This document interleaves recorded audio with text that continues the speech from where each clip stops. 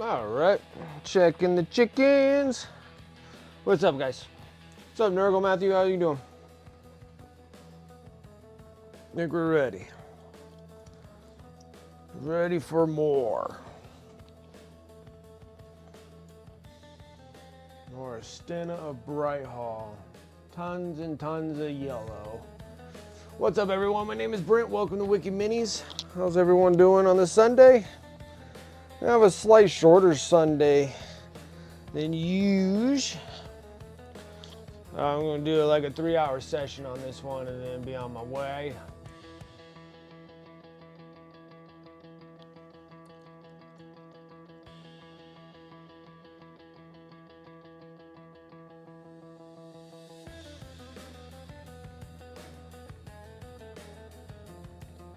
Okay, so I think where I was stopped was working on this part of the arm here.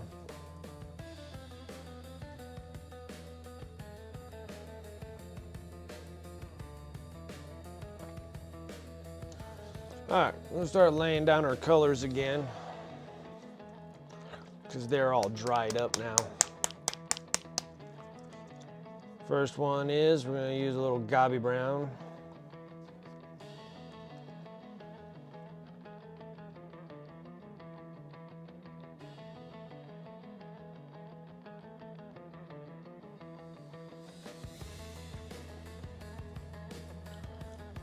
Second color is Mardock yellow.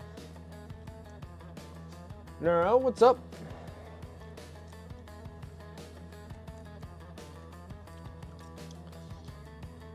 Oh, I never popped the top off this one.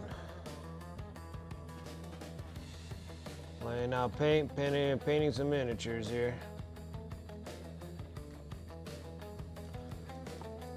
Third one, doing some Lilith yellow.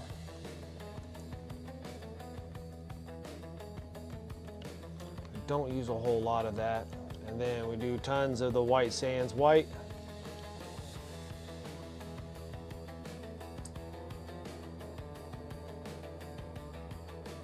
Okay. Now we got all our paint laid out. Now we just gotta do our mixtures. Thank you, appreciate the follow. Over there on YouTube.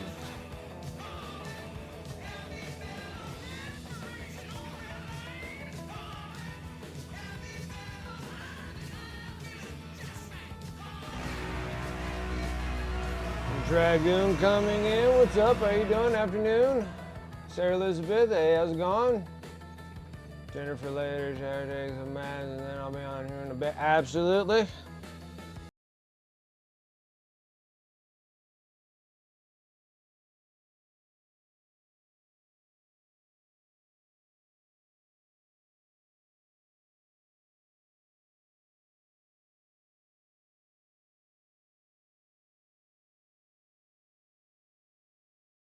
Together, let's see, I gotta get gobby brown and then the darker yellow mix. That's normally gonna be my shadow I start with.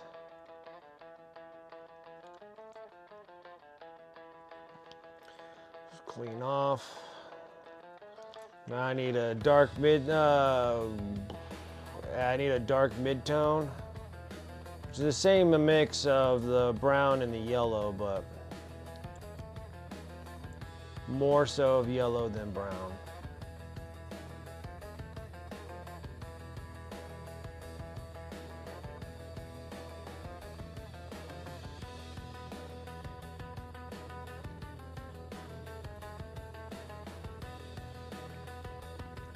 Ah, chicken Alfredo tonight. That sounds good. That sounds good. Now I need a bright mid-tone. I'm going to take that same yellow, take that bright yellow that we just did.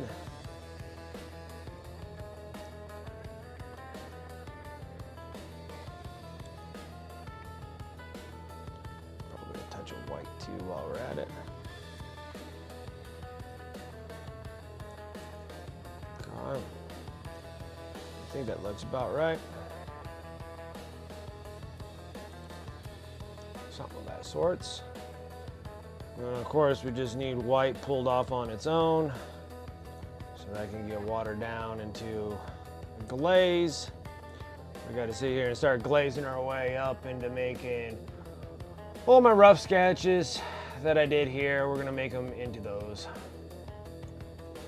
We can probably zoom in a little bit more. There you go. Now I gotta just try to keep myself on the camera here. So big goal is that I was just sketching these things out on the Under Armour so it looks kind of tacky and not flowing right.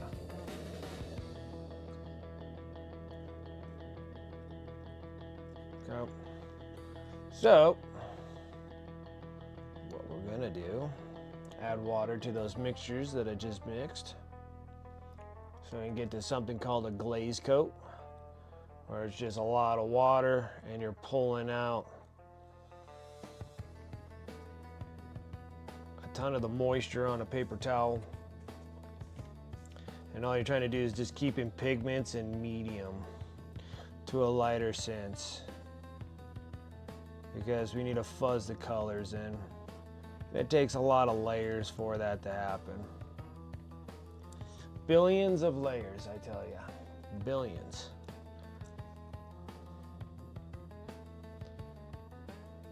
Now, if you're doing oil paints, you could probably do it really fast because you're forever blending with oils. But acrylics, you only got like this little short window of it being wet and then it dries.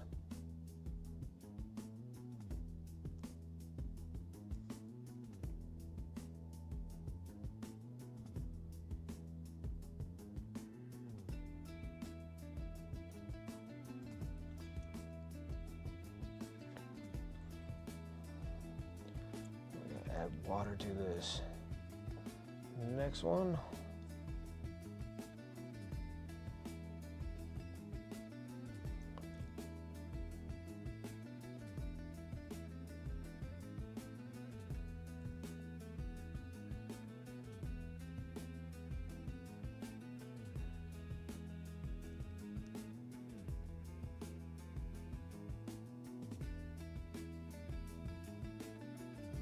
And all I'm trying to do is just in there fuzzing the lines out, those aggressive hard lines that we have from the paint layer. I'm just trying to fuzz those out so it looks like we have a consistent flow.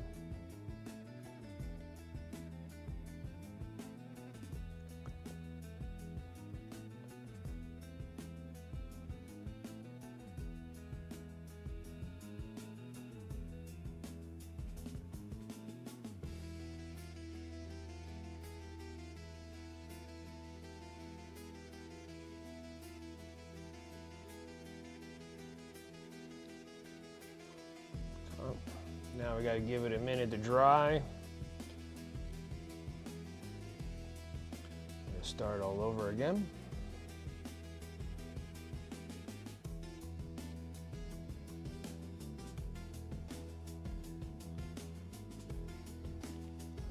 This one here, I'm going to try to cover up a little bit more than usual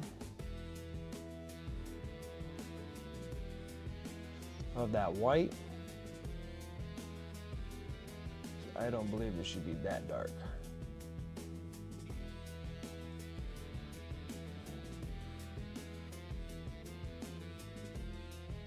Or that bright, I guess I should say.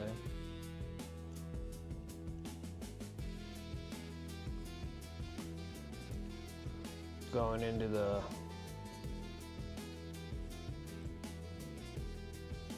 darker mid-tone.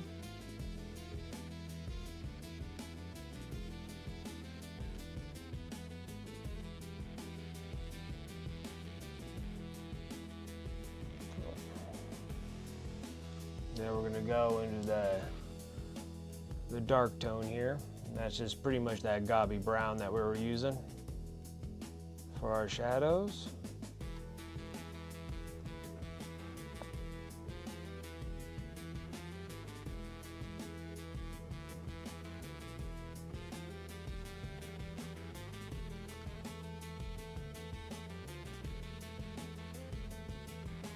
Hey, what's up, Painty Paint Paints? How you doing? Oi, oi, oi. We had that non-metallic metal grind, that's right. It's not too bad. She doesn't have as much armor as like your normal Stormcast Eternal. I mean, she does have quite a bit, but it's not that bad.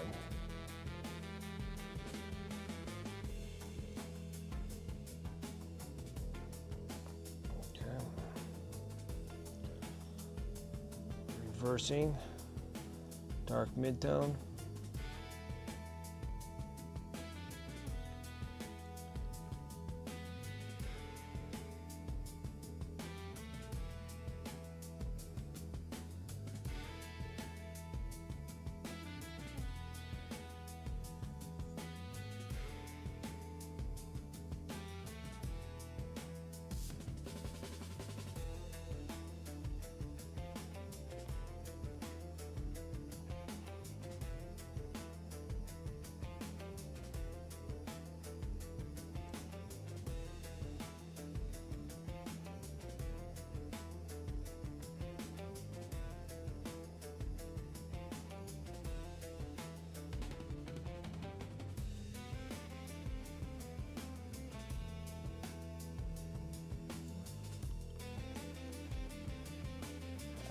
Way better. Looks way better. Trying to fuzz this thing out.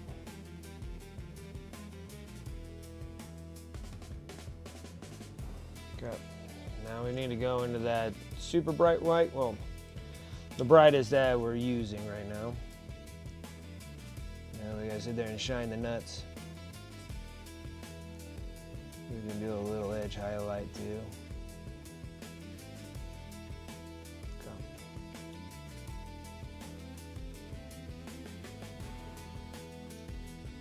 Irrelevant. Has nothing to do with art.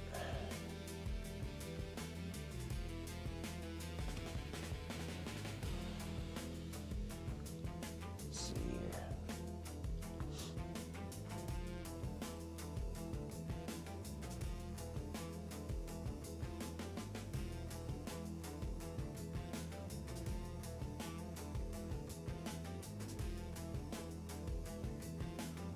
Okay, let's sit there and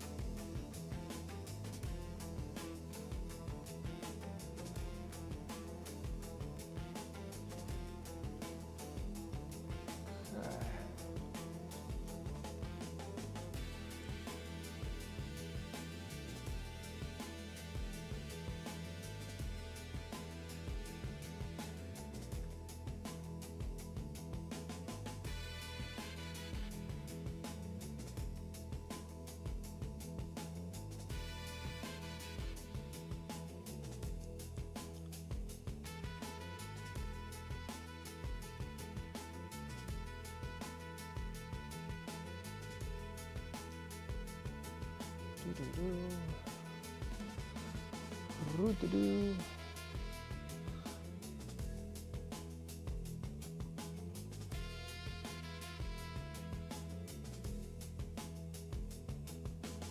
Trying to blend these out.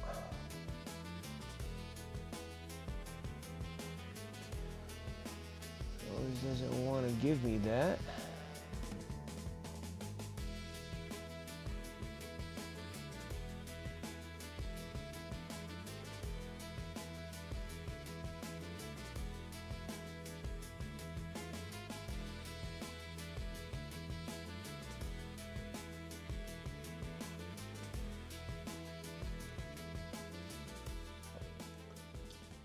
Boom, boom.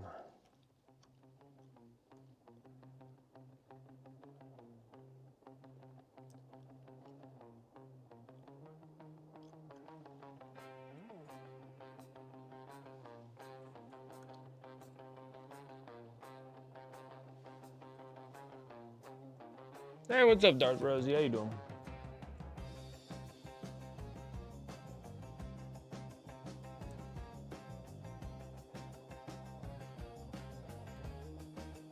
Nope, wrong color. Dang it.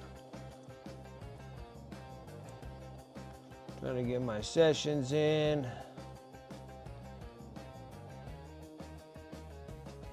Make this work.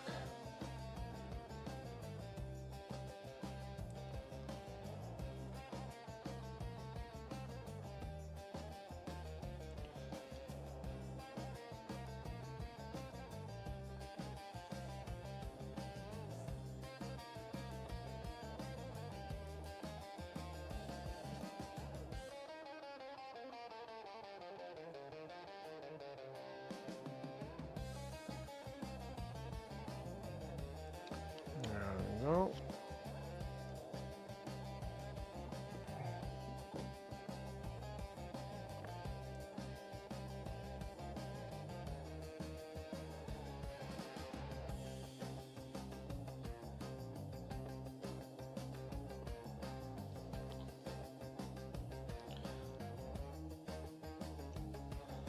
Like just way too much.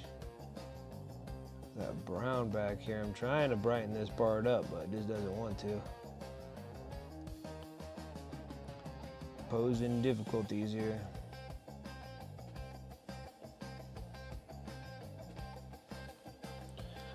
Honestly, I think we probably need to put a little bit of a little white line there. A little white line right there. Oh, sorry. And then me fix that problem.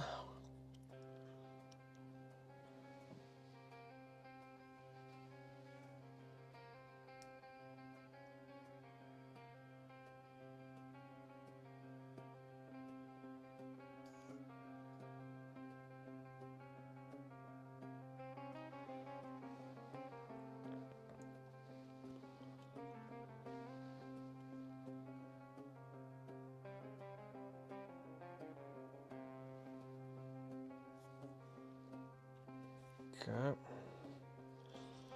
Now,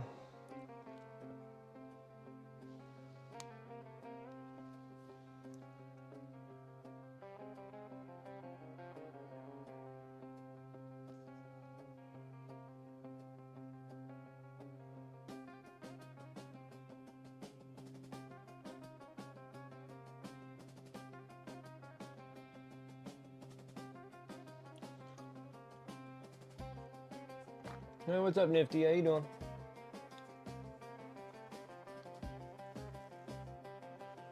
Close.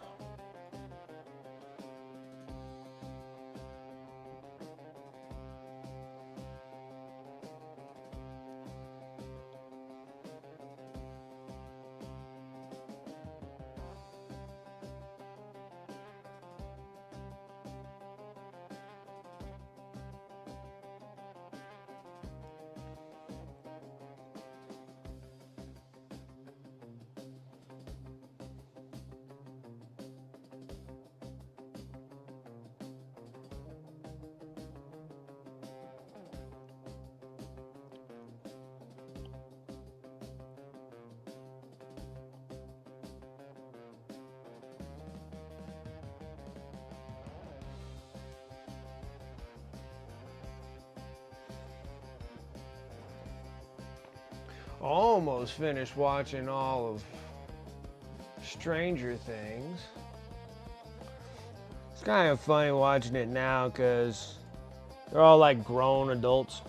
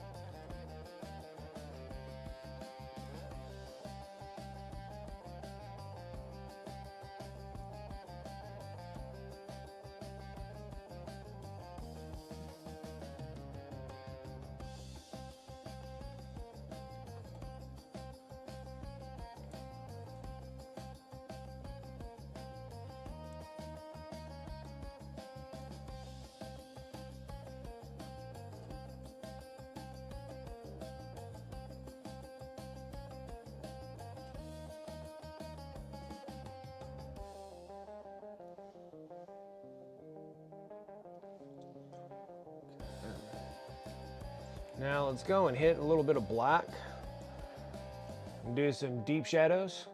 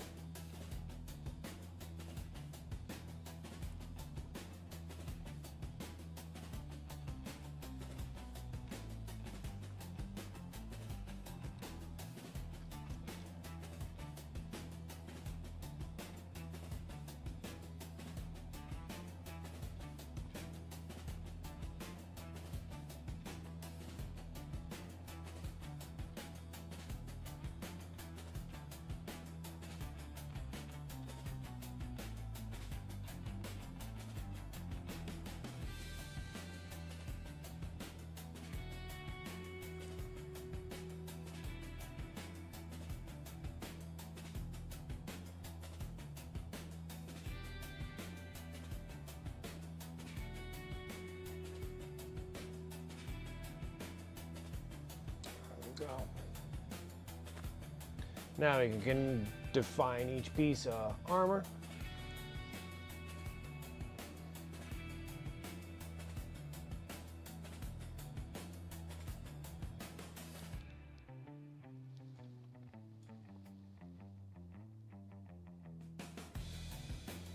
Shine the nuts.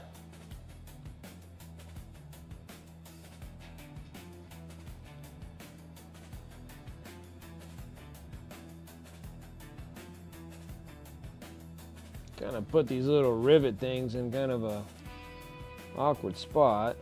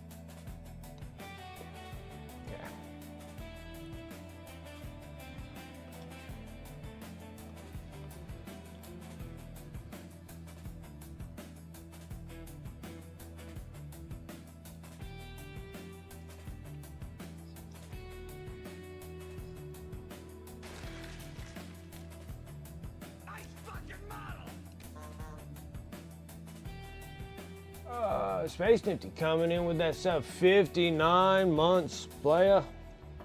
Almost there. Almost there.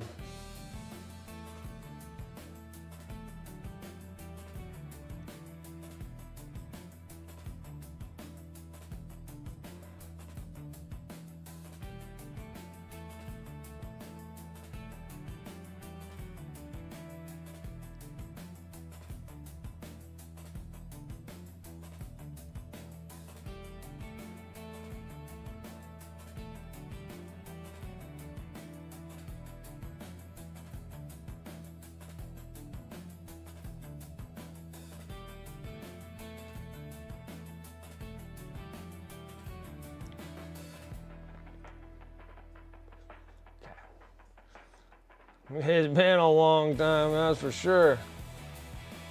It has been.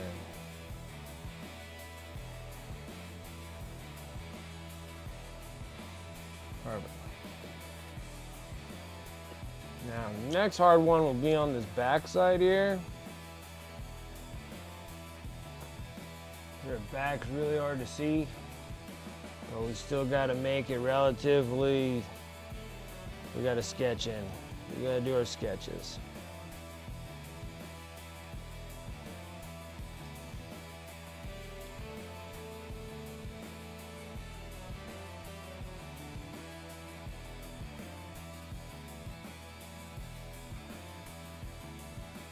Doesn't necessarily have to be as bright of a gold.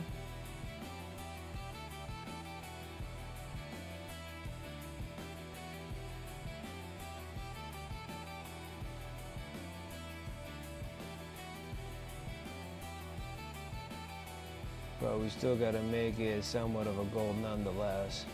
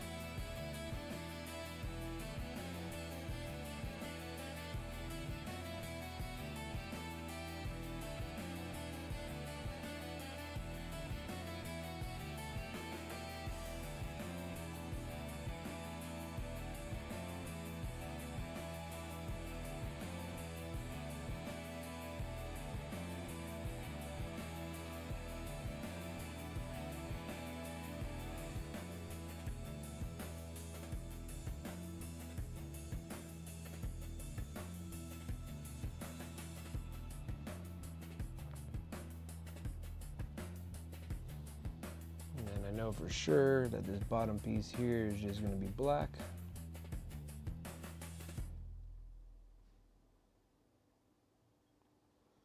We're going to do that.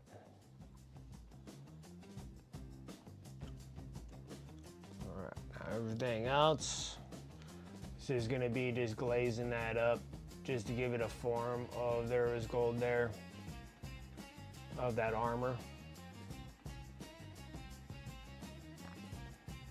And then we can start working on the legs, which I feel like maybe the legs will come by a little bit quicker, but we'll see how that goes.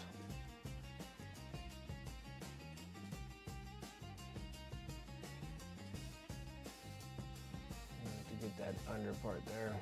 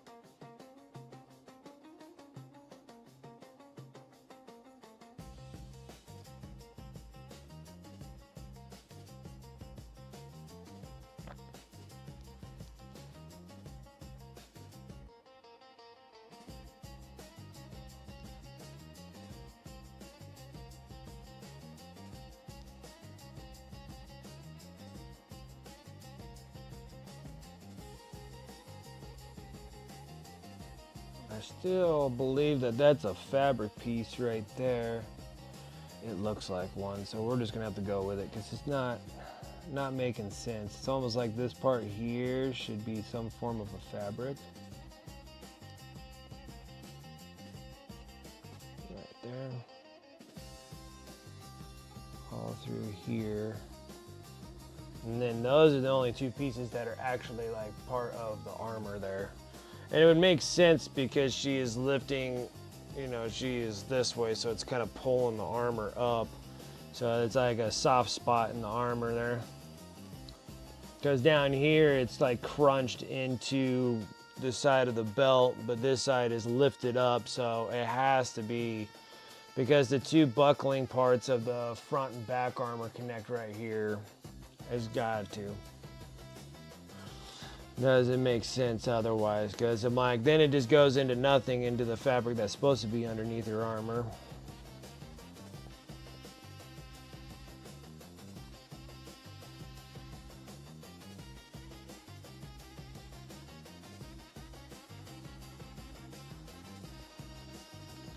That's better.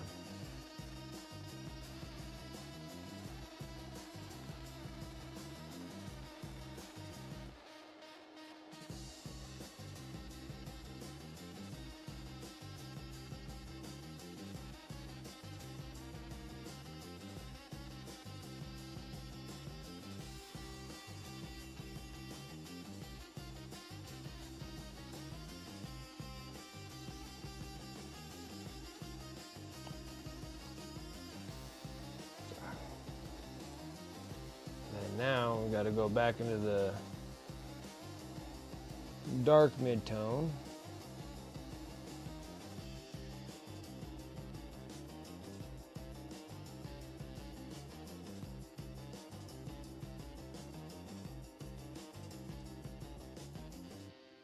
Trying to blend these out, guys. It's not going to take a whole lot since it's just underneath here.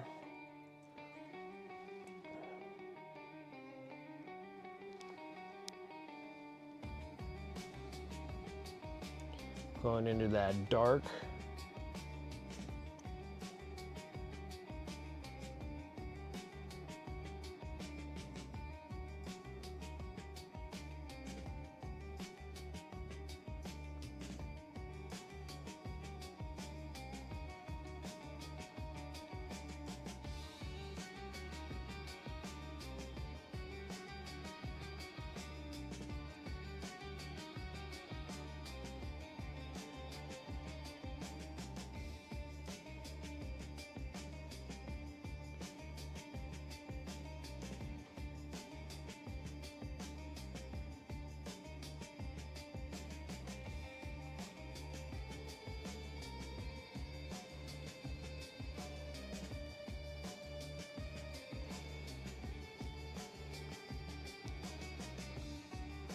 That fade's pretty good. It's nice when I got like big areas to work with. It seems like it kind of fades a little easier. When I get smaller ones, it's hard to kind of fuzz them together a bit.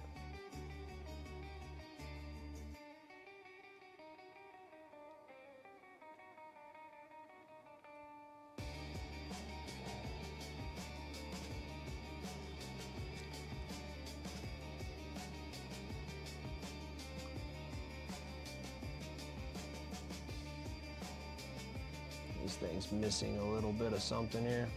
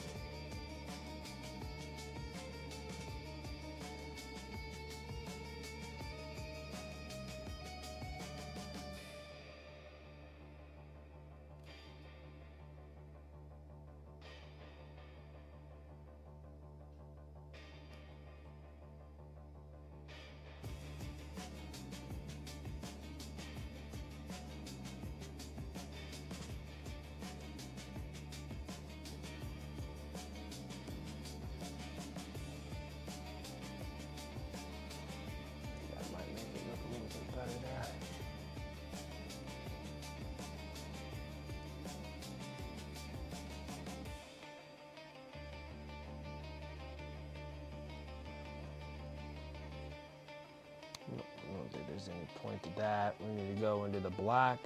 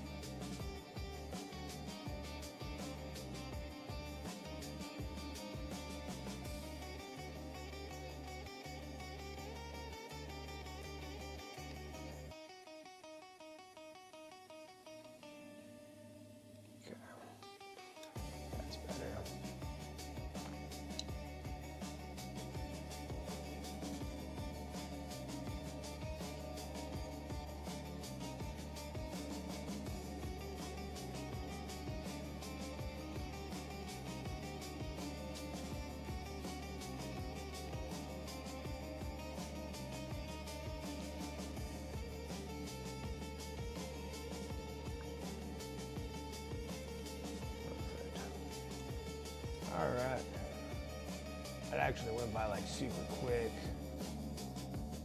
Just because I needed it to be slightly darker because of the shade of being underneath the cloak. And then that can change too, because we might cause little reflections if we make the cape like red or green or whatever we decide down the road. All right. Now, let's start working on the legs.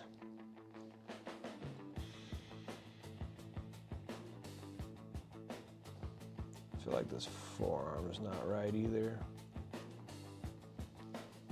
All right. Let's do some adjustments here.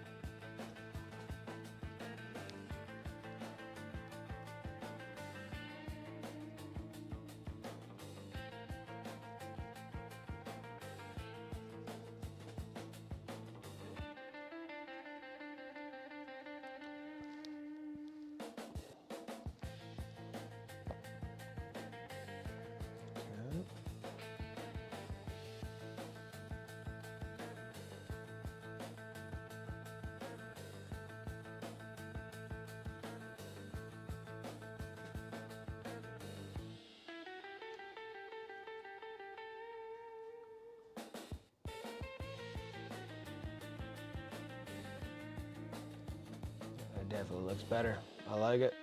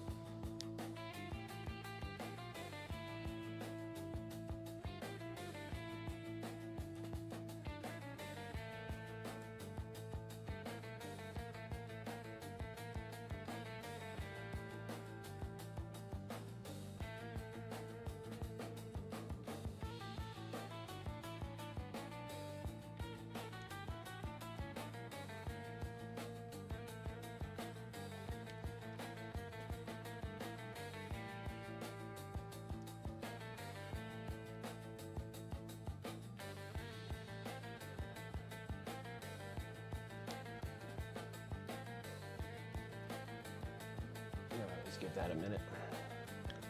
Okay, now let's start working on these cool little pieces here. Probably some of my favorite pieces, these big old fat flat pieces right here. Oh, hip shield pieces.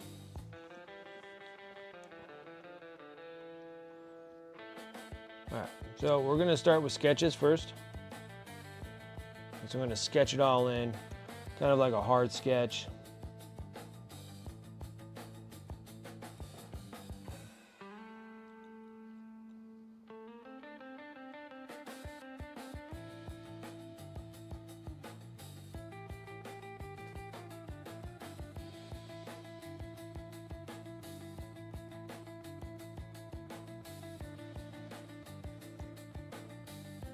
Out.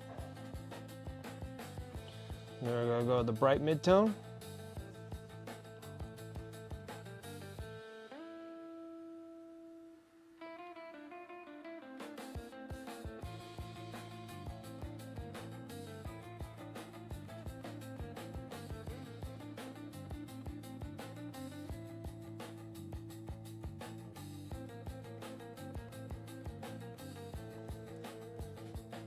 That. And you're back, huh? All right. Well, welcome back.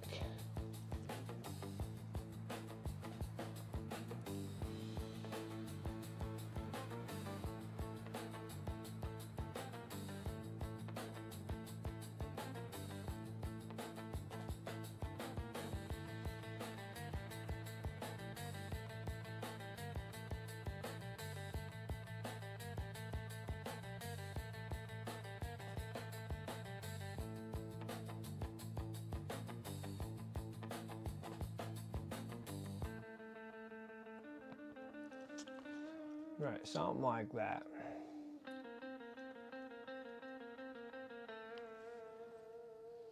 And of course, we go into the dark shader in the back end here.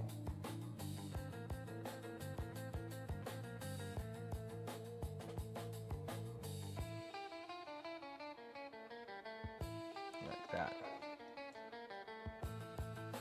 So now you got kind of like the hard sketch, so you can see like the hard line. So I got the hard line of white, the hard line of bright yellow, that what I call like a light mid-tone. So you got a light mid-tone, you got your bright spot here, you got your light mid-tone, you got your dark mid-tone, and then you got your dark shader that you got.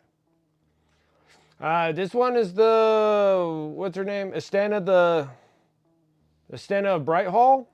She's one of those commemorative miniatures. I don't know if she was one of the store anniversary miniatures, but I'm pretty sure that's what that one was.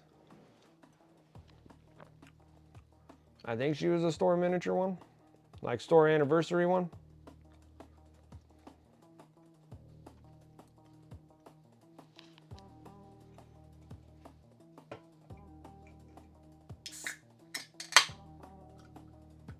Ready to crank up the Mountain Dew juice.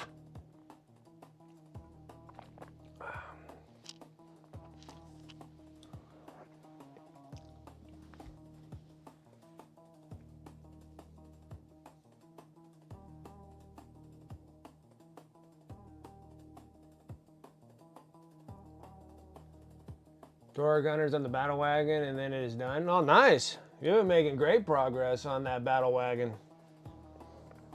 All right. We gave this thing enough time to dry. Now we're going to go into glazings.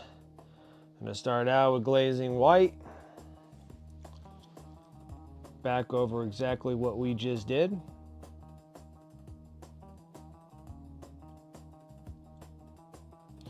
Then it's slightly wet, so we're going to go to the next, the bright mid-tone.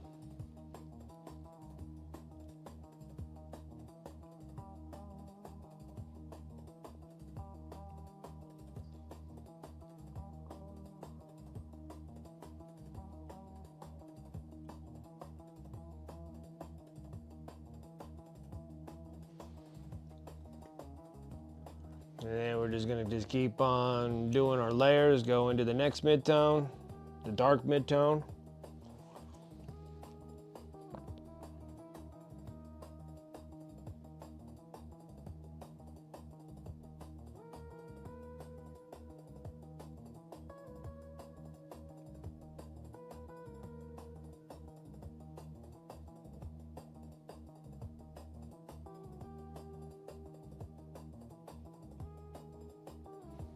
Okay.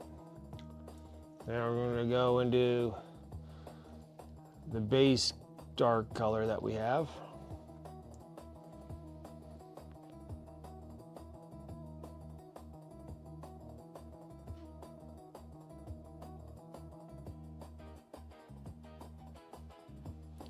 Like that. And then we got to give it a time to dry, rinse, repeat. And then it'll eventually smooth out looking like that.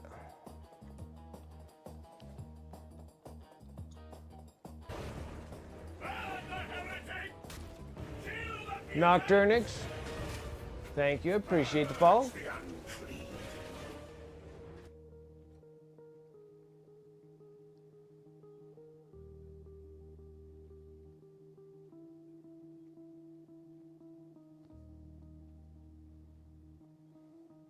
Yeah, it's gonna be exciting getting all the non-metallic metal stuff done. Then we can do all the other like funner stuff, more fun stuff. You know, like cloaks and stuff. Like I like fabrics more than anything else. I like them more.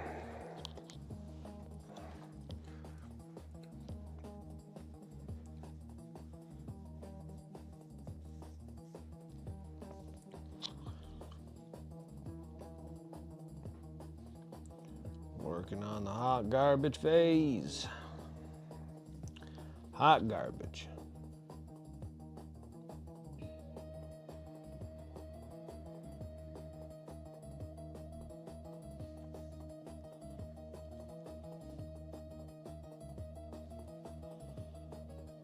bright mid-tone.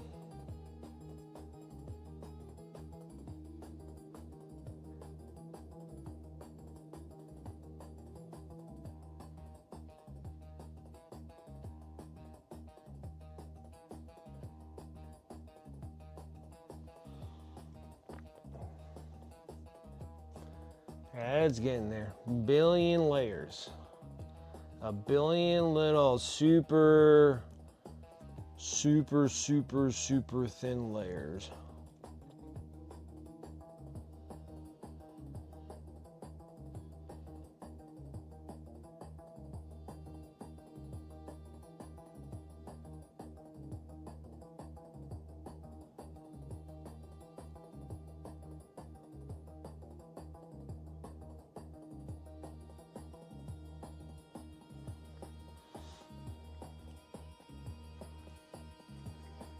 Looks different because of my big old pasty white hands.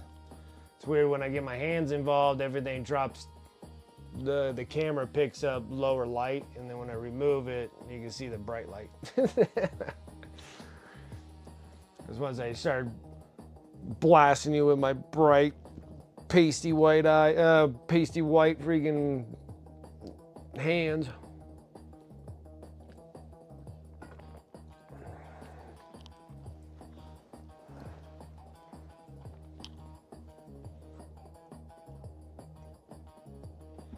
So I want to do this one, and then I want to do this one.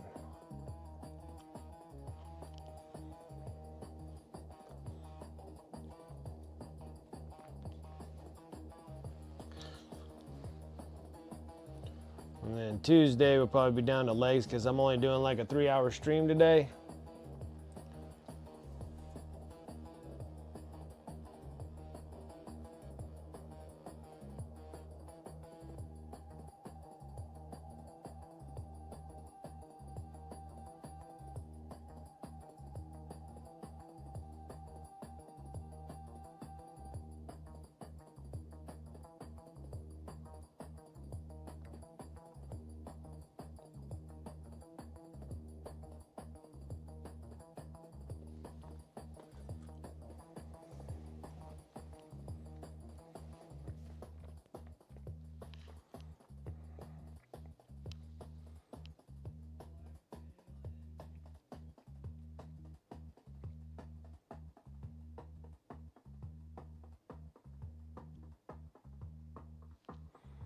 Technically.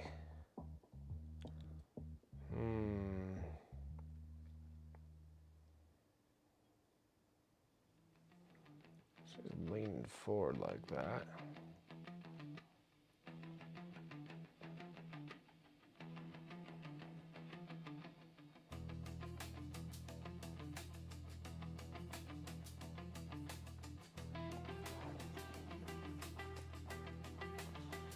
Oh, we'll work on that when we get that far. Oh, no, it's not ready yet. Shoot, maybe we should start picking on another area here.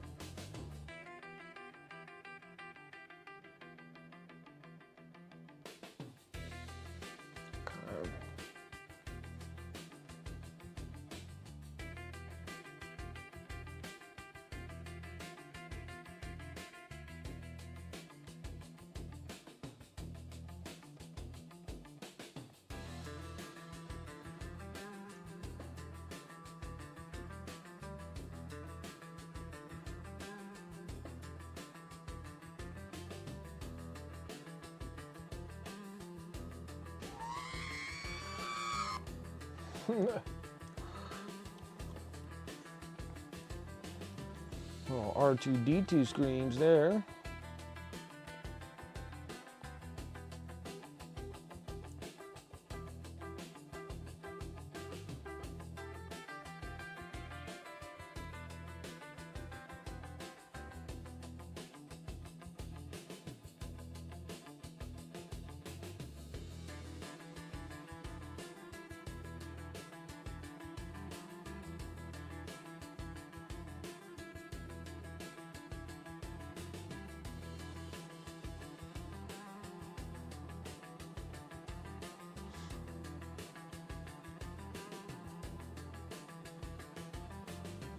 Trying to get this thing.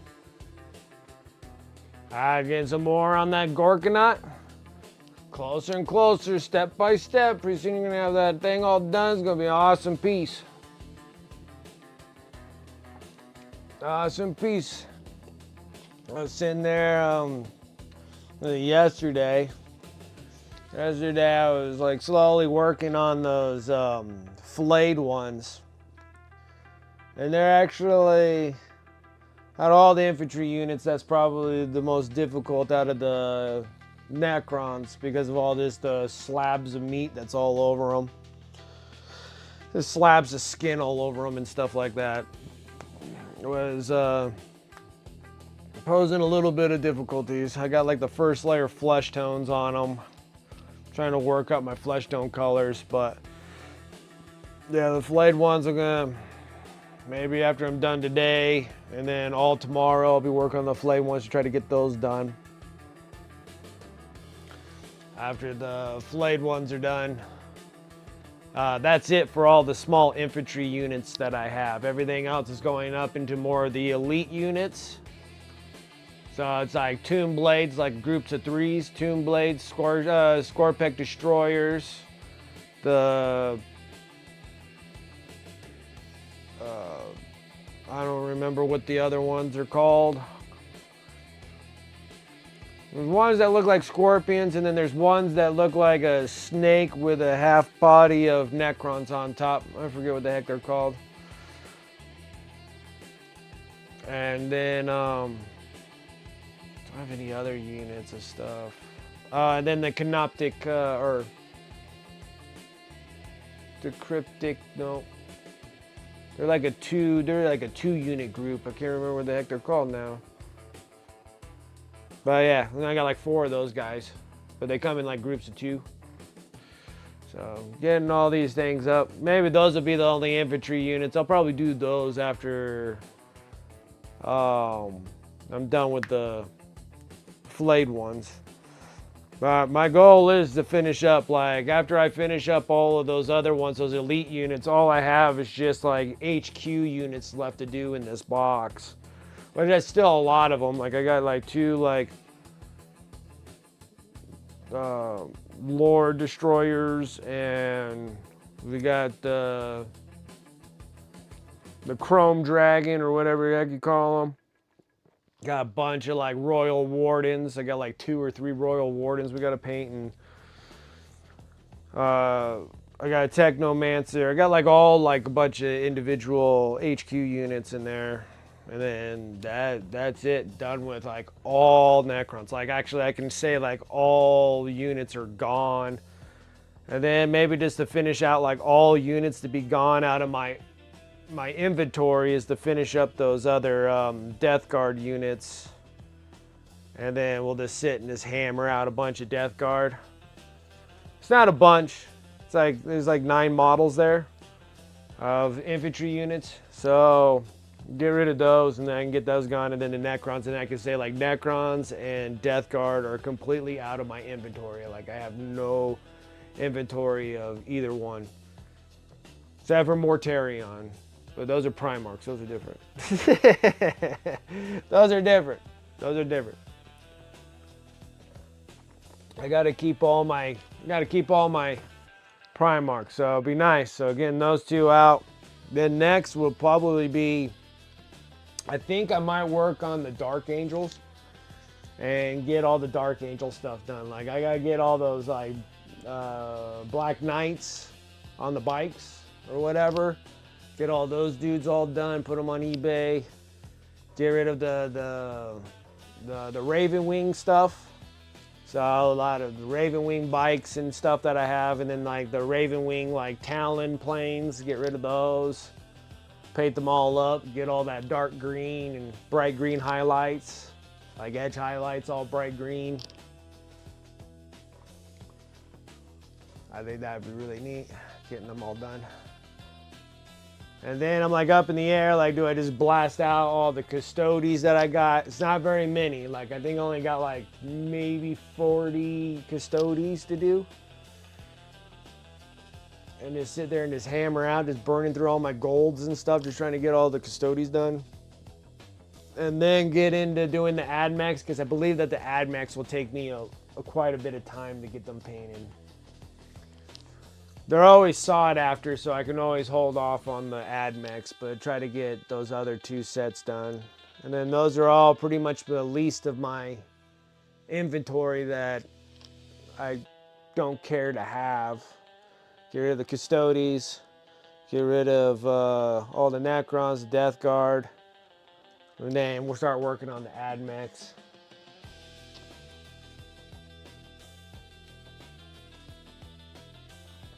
And then after I'm done with the AdMax, then I'm not sure what to do. Like honestly, I don't know.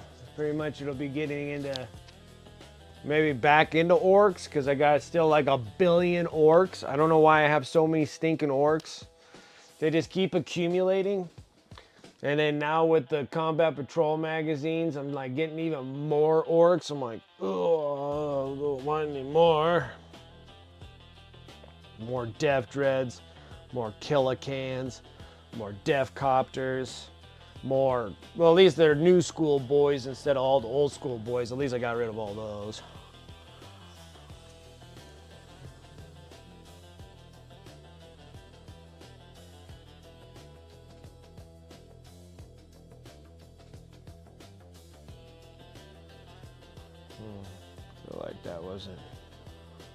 I feel like that wasn't a glaze layer. Okay, that feels more like a glaze layer.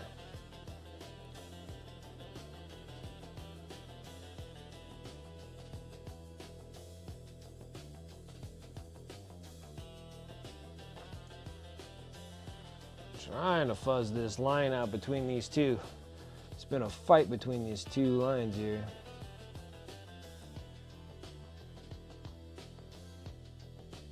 That looks good. I'm gonna leave it. Looks good. I'm leaving it. See what happens when it dries. There we go. It's funny how it looked like that just a few minutes ago, and then now it's looking like that with 1 billion layers. Billion layers. And you gotta make sure you give it enough time to dry, because it might look like it's dry and then but it's still like moist, and then you hit it with some moisture and all of a sudden you tear it, and then and then you gotta kind of almost go all the way back to the beginning on it, all over, like start from scratch.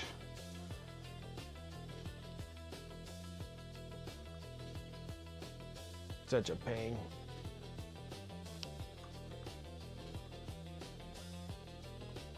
But not half bad, not half bad, not half bad. It's just that fighting with that line. You can see that line right down that center right here.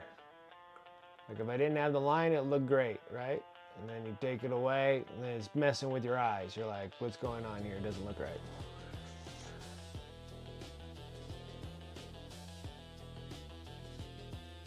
You had to fuzz it. Going back to that bright white.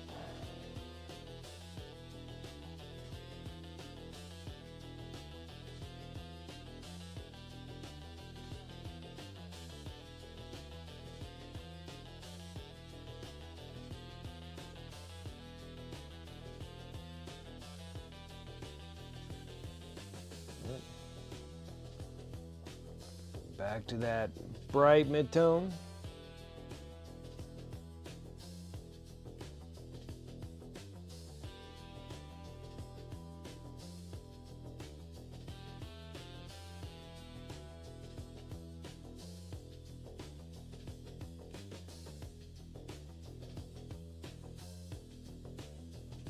Oh, getting close.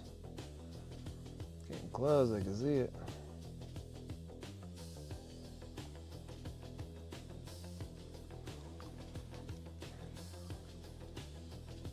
It's funny because you'll just sit there and you'll start hitting it, and then all of a sudden that line just starts fading out, and you're just like, there we go. Line. That's it. That was that final billion layer that you need to put in there. All right, I'm gonna let that dry for a minute, and then we're gonna go. I wonder if I should work on the. I think we should just go all the way straight down the leg while we're at it. While we're at it.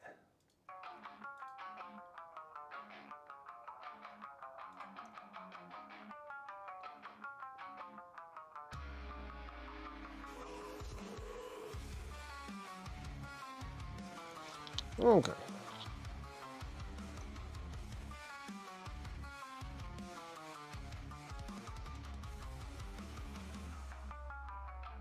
This thing has two. Ooh, we got a mess here.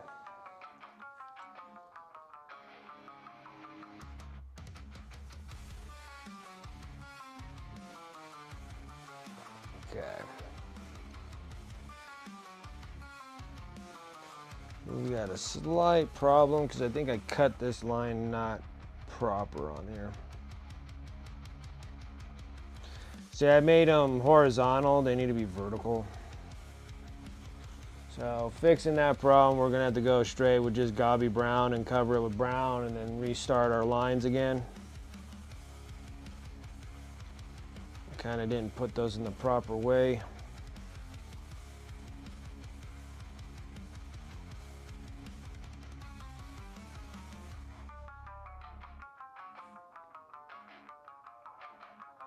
See, this one's correct with the line, but there are opposite directions here. So we're gonna have to start over again.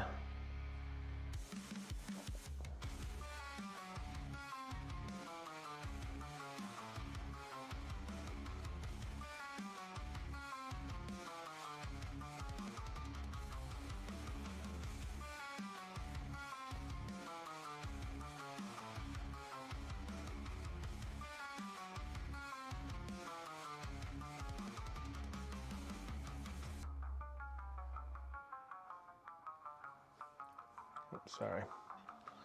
Didn't mean to be off camera, but we need to brown that whole leg up. Well, that sucks. Okay. How's the fuzzing on this? Looking pretty good. Okay, so what we're gonna do now, we're gonna do it all over again.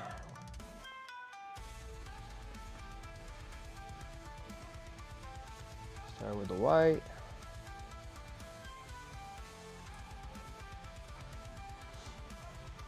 Right in there. I'm trying to keep it nice and still wet with it not drying too fast.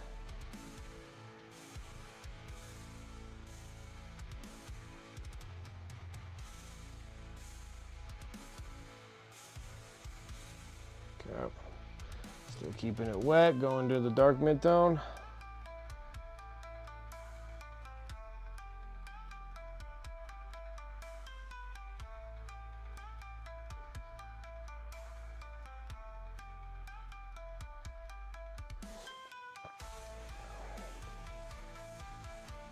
That faded really nicely.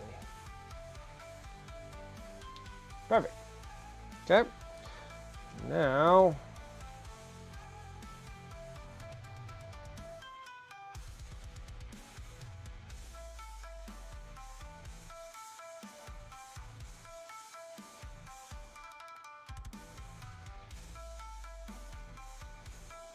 it's weird because of her armor piece here. It has a curvature in it. It'd be one thing if it was a solid piece, but they put a two-part plate here.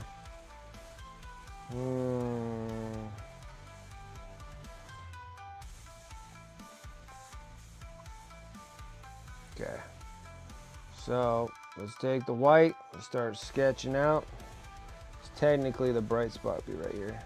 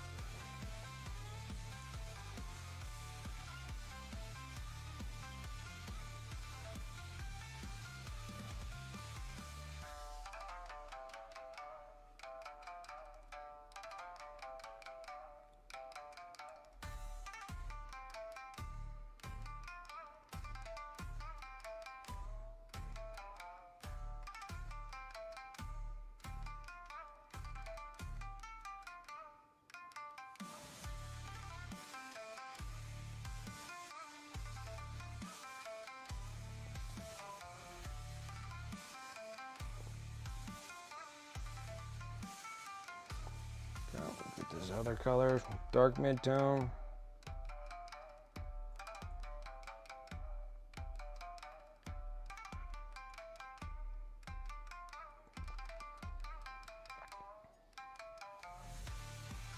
What's up, Ginger Beef? Yeah, they're not turning out half bad, right? Not turning out half bad.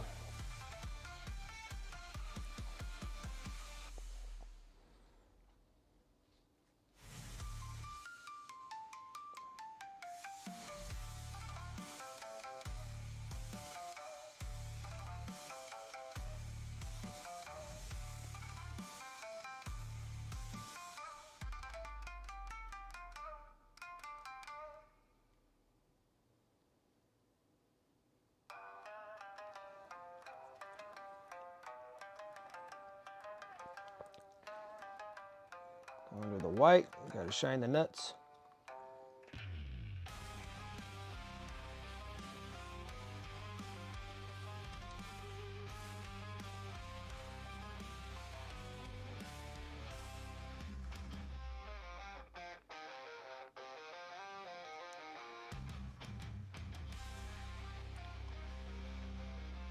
Now just taking just a billion layers of yellows here to get the golds to come out.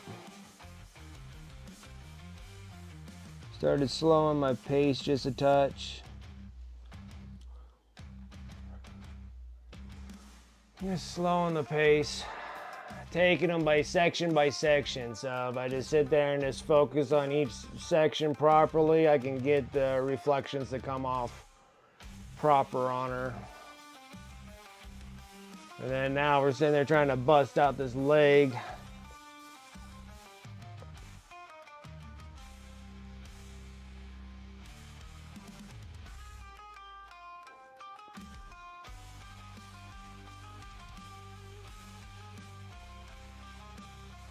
And then we're kind of using a different kind of recipe for golds because I don't normally go like this bright with yellow. Most of the time I'm always with like an orange tone. And so it's making it like super, super bright yellow.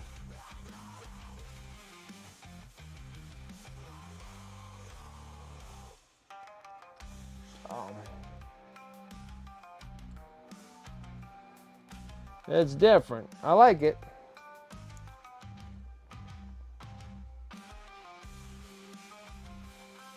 But it definitely is different. So then I'm like, I'm gonna just do. Yeah, I'm like, let's start working with just like bright yellows because most of the time my golds always turn out being like super dark, like the dark ends on these. It never really goes like super bright, like these ones, like bright yellow. So I was like, we'll just shoot it and we'll see what happens.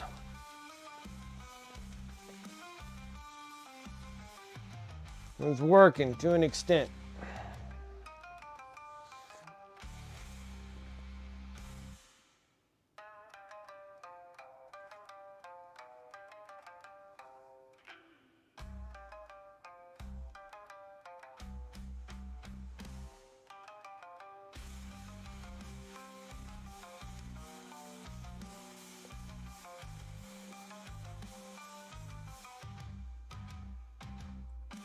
Funny how they look all ugly and tacky like this, and then all of a sudden after a billion layers, it starts coming out right. Hold on, guys. I'll be right back. I gotta go use the restroom real quick.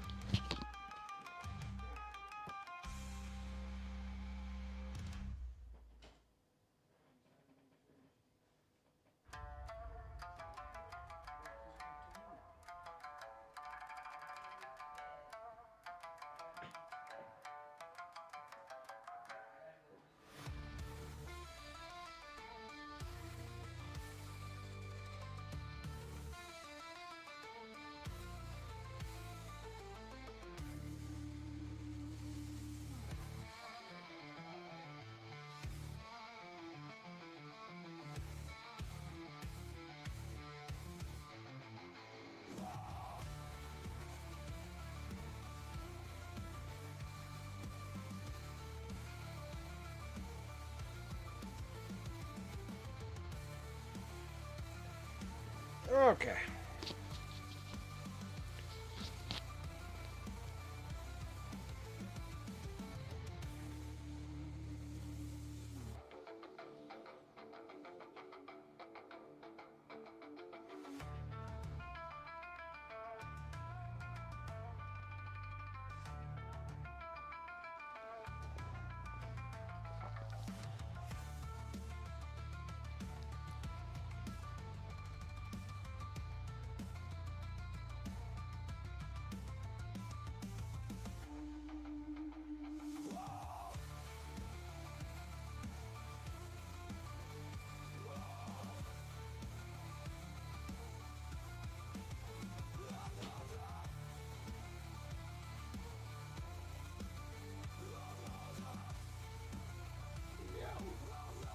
What's up? Did you take the bag?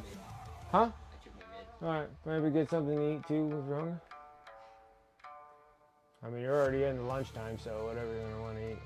I'm just like, Peanut butter on bread or anything. honestly,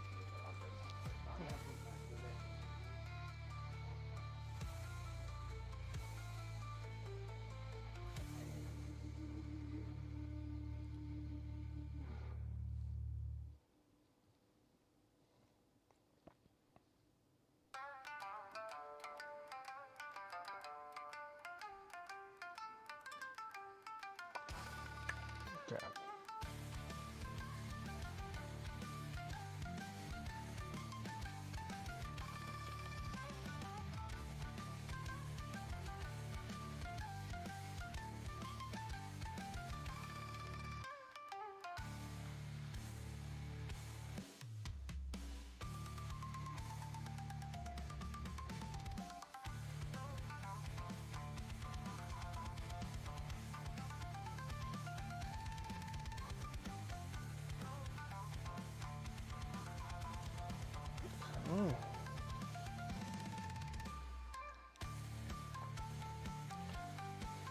Now we're gonna go into fuzzing things. Start with the white glaze.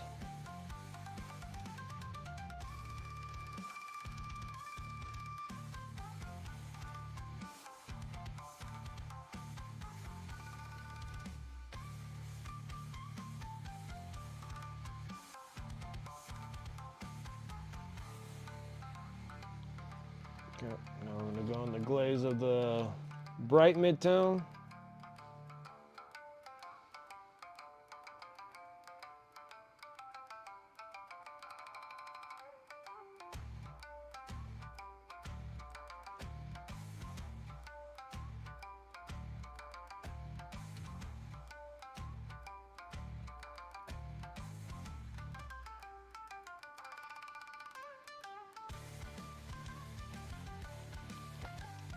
Then we're gonna go into the dark mid-tone.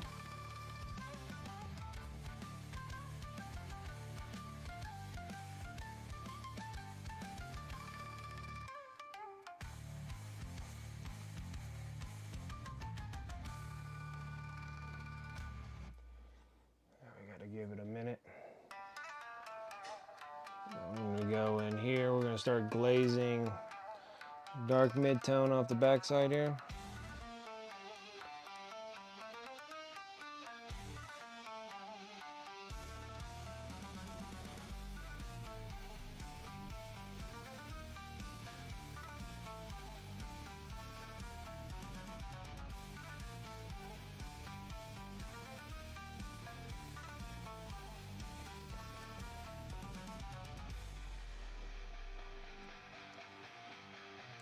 Things somewhat work all right. We're gonna work on this piece here.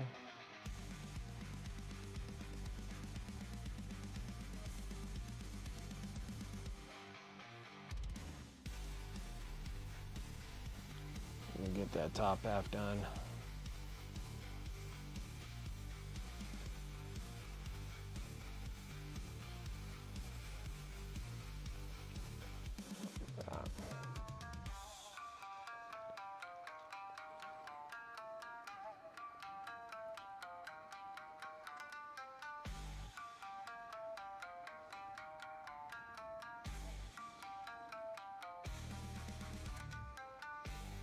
think so. Something of that sort.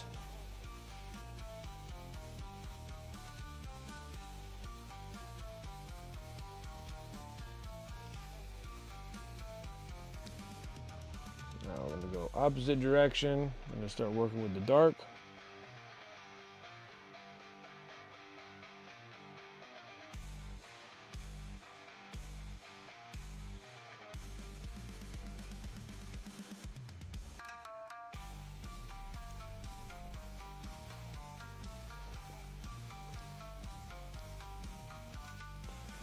That dark mid-tone.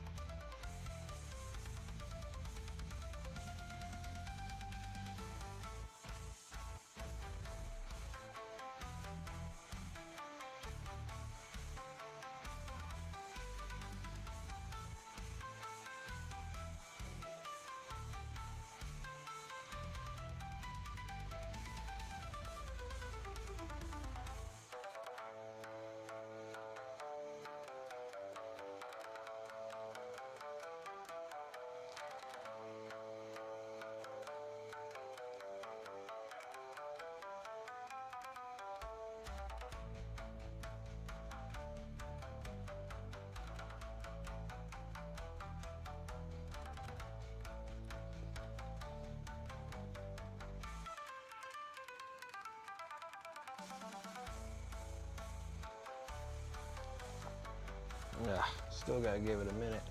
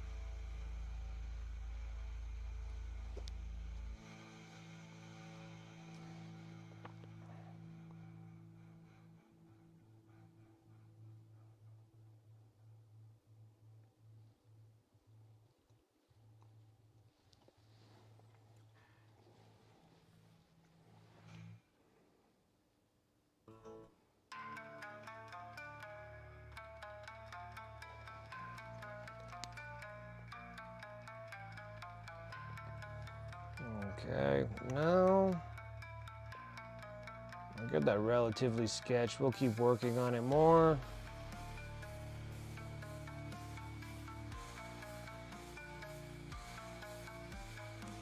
I feel like I got this one backwards also. It happens. I thought that the sketch would be right, but it seems like I got things backwards here.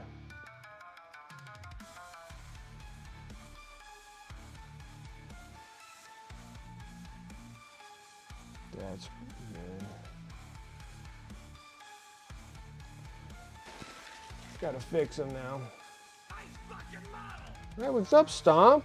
How's it going? Appreciate that sub. On 33 months. I appreciate that. How are you doing? How are things? I get Stomp, yep. Stomp came back, graced us with his presence.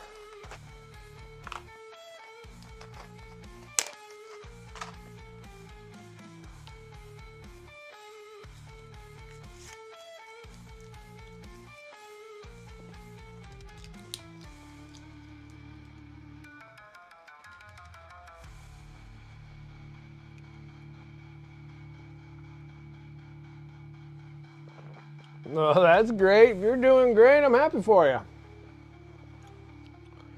That's awesome.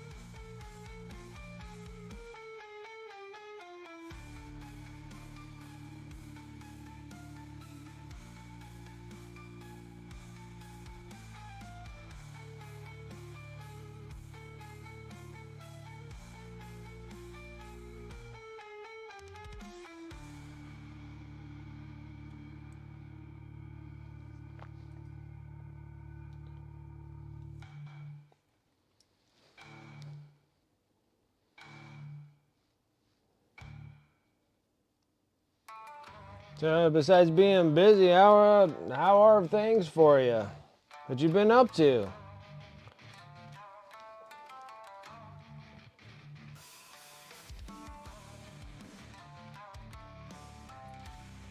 It's my New Year break, and I wish I was home painting. I bet. I know. I got quite a bit of time on my hands because I had to get my hernia fixed. So I still got 3 more weeks of rest. So I got 3 more weeks of painting, which is nice in an aspect, but then it's just gonna be a pain in the butt to get back to work again. Like I already know. It's gonna be a nightmare getting back to work. But yeah, I'm healing, it's doing good. It's been 3 weeks to, well, no, it'll be my 4th week, starting my 4th week on Tuesday. But yeah.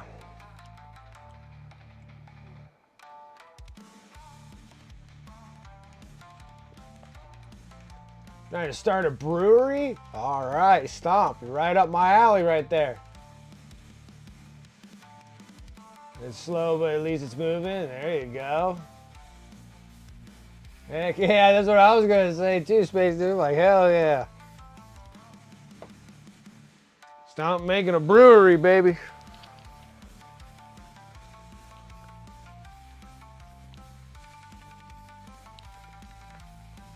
Now, is it going to just be a brewery brewing like, are you going to be brewing beers? Whiskey, tequila?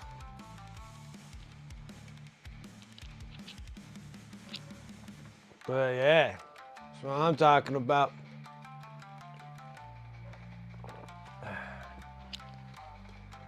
That's really cool.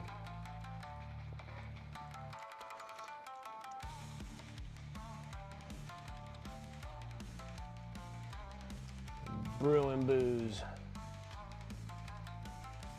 Just brewing beers? There you go. That's my favorite anyways. My favorites. Walking down the street and you see a little ghost. What you gonna do about ghost I haven't heard that one in a long time. What's up, Hecatone? How you doing?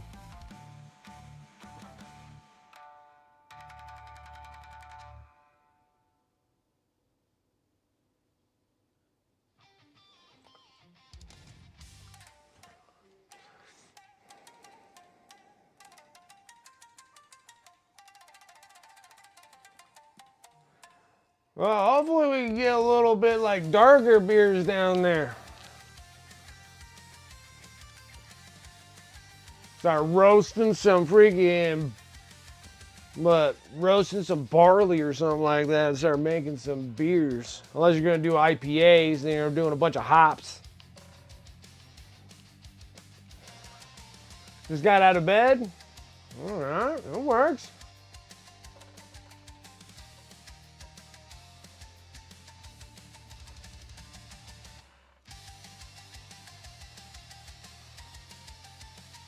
I say I'm done with your first coat of metal, but I'm probably lying. It happens all the time. You go through, you're like, oh shoot, I forgot another piece. Okay, doing stout. Oh, I like stouts, man. Stouts are good. IPA, I'm up and down by IPAs, but they're very popular though.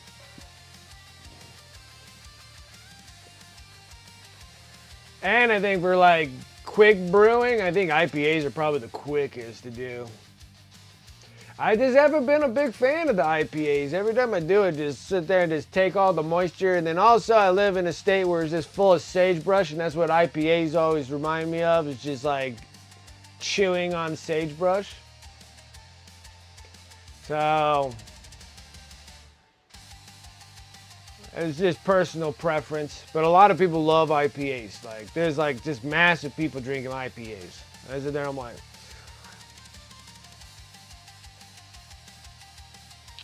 see, like Dragoon, he's like, I love IPAs. Like, yeah.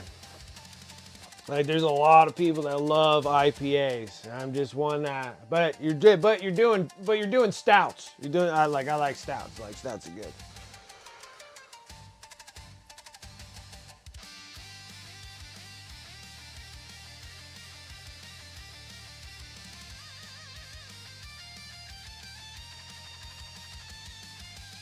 So yeah, but yeah, making like IPAs, it seems like a lot of people are making IPAs.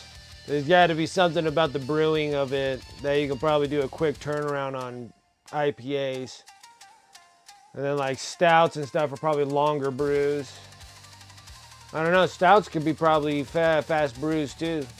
And then you start getting like ales and all those, and I'm thinking that those are probably a little bit more aged to an extent.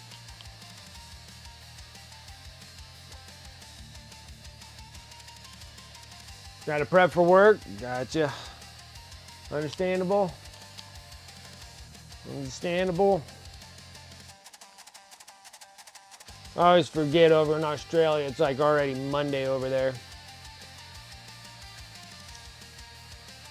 You guys are like a whole day ahead.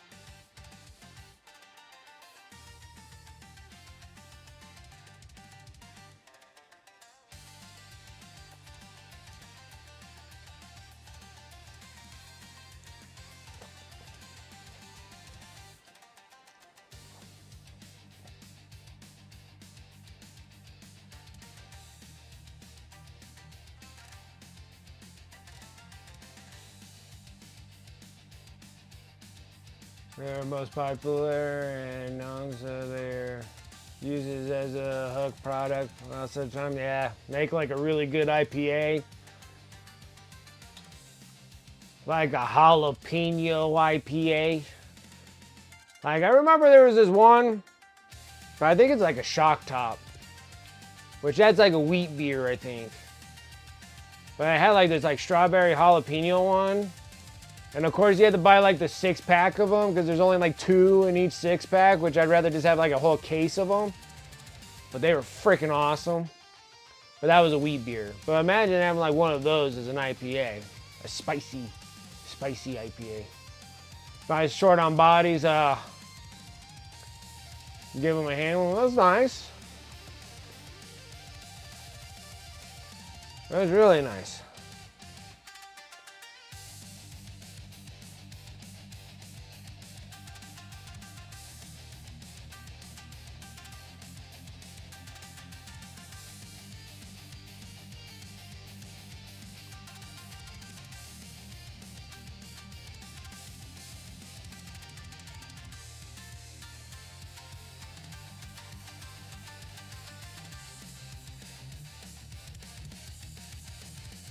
I don't know why this one's being such a pain in the butt, but it is. Sometimes they like to be. Come on. everything's so faded out.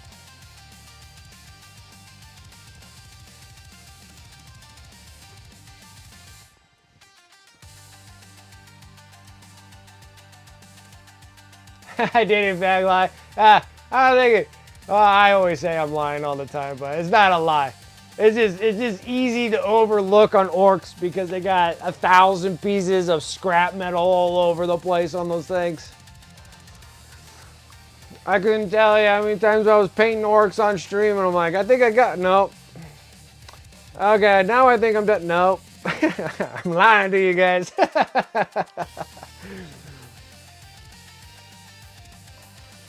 That's just how it goes with orcs. That's just how it goes. Orcs are always going to forget something. Orcs and like Death Guard, I feel like both of those two are exactly the same. Like Death Guard, same thing. So many detailed little maggots, pustules, this and that. Think I got them all. Nope, I'm lying. Nope, I'm lying. Always forgetting something, you know. It's like Death Guard and Orcs both have that. Like, you're just like, what in the heck, man? I think I like look over it 1,000 times, still missing something. I was like, golly. Telling you.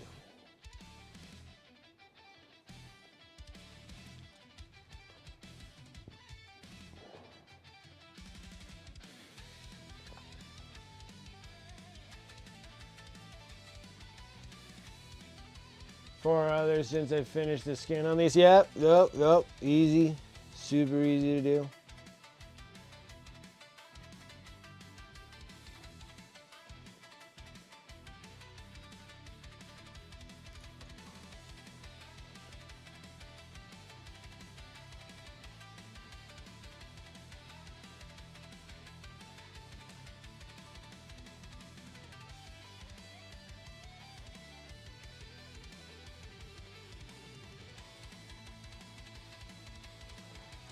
Trying to get this thing to do its thing.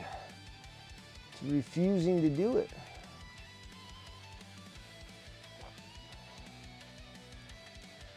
Does it there, but now we gotta make it a little bit darker on the back side.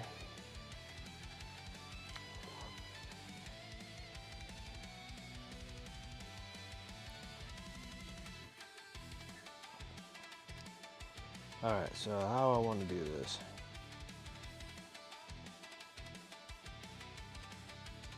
I think I don't want to go into a bright section here.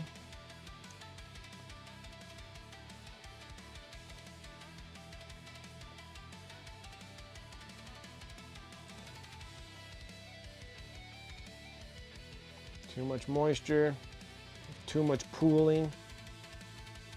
Trying to smooth that out a bit. Something like that.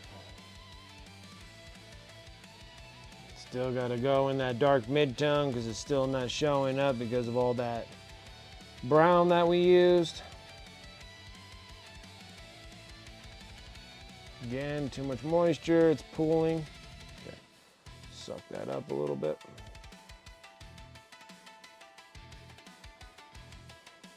Like I say, it's a billion layers. All these billions of layers.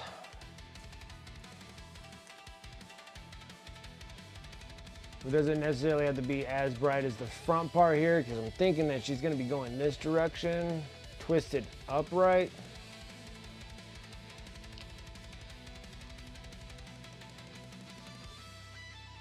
Something like that.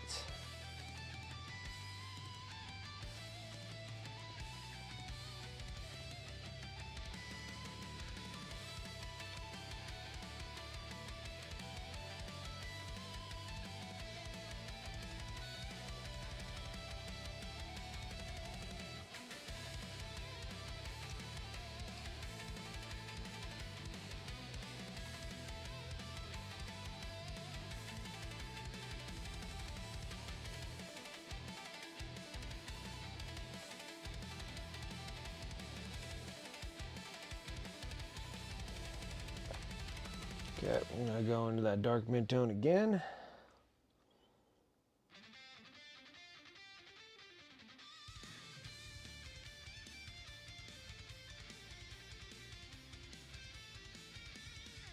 close. That's close. We almost fuzzed that sucker out. Looks good. Okay, now I got to sit here and start working on this thing. This thing's driving me nuts, so I'm going to go in and try to sketch it in instead of... See if I can actually get this yellow to kind of peak itself a bit.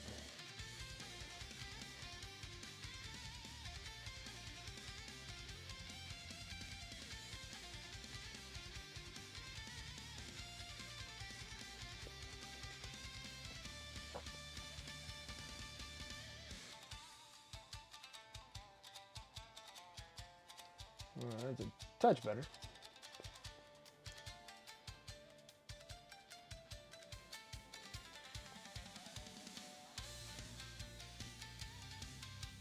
Because this works properly for the outside of this foot. Inside just needs to go up brighter on the inside of the foot. This needs to go on the bright side right here. Working my way to dark. Then that's going to change all these slightly. Well, if I go bright to dark and then bright to dark, I think we'll be all right.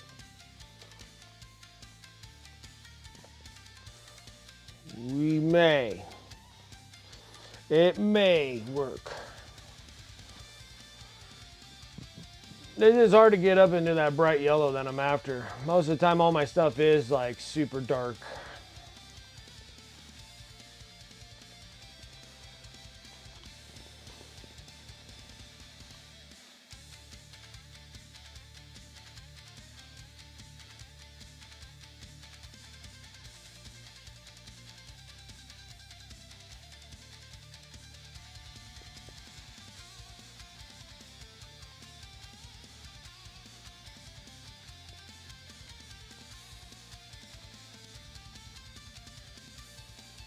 Enough non-metallic metal to drive you nuts.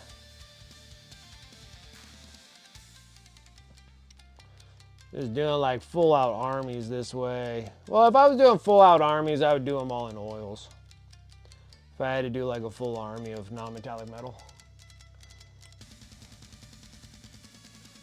I would just do them all in oils. Oil, oil, oil.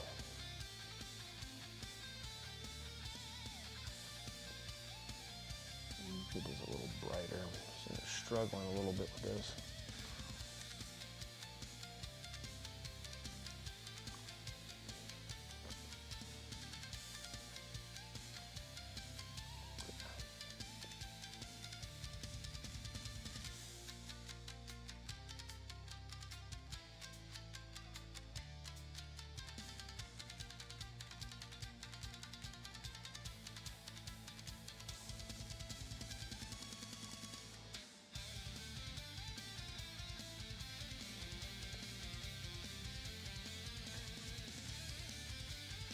Cooling.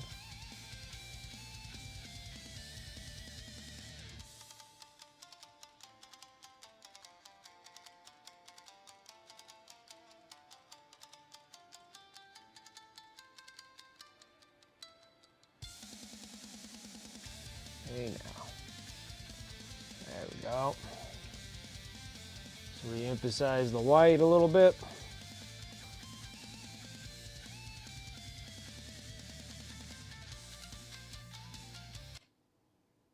No. Music just stopped. What the heck? Just out of the blue. What the heck? Yes. What's wrong with you? Heck is wrong with you, music?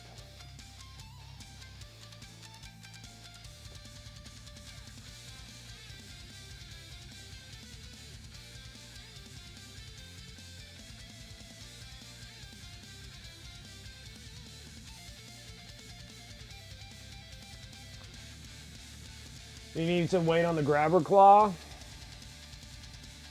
Yeah, because gluing it in place and then transporting it somewhere could possibly break that sucker off. I mean, you could do a heavy magnet and magnetize it on there so it just snaps in place. So then it's easier to take on and off.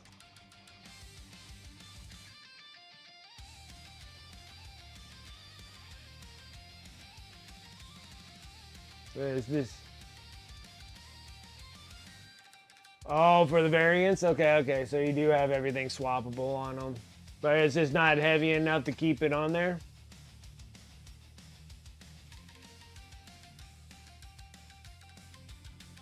The gear might not always be free? Gotcha.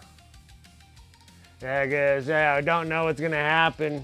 We're getting closer and closer to a new edition now, so we only got a few more months before they start hammering us out about a new edition.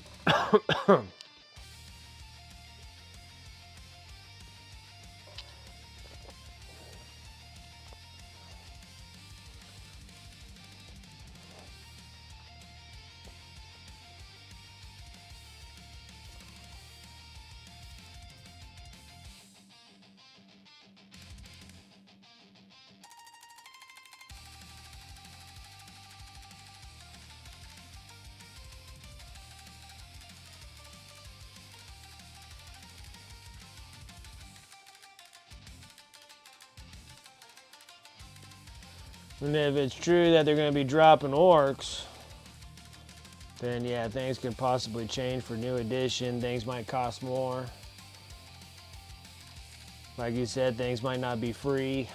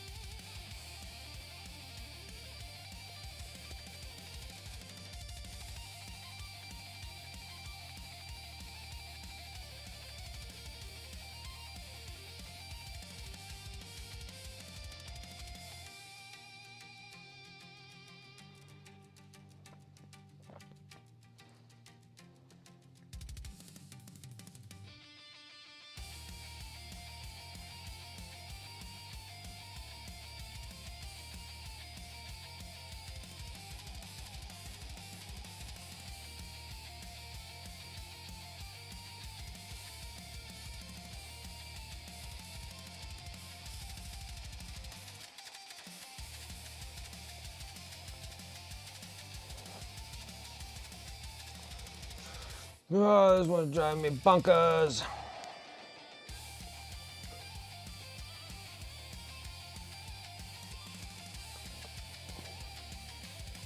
And it's probably because I didn't do this shading part here. Deep shade with black. Deep shading with black.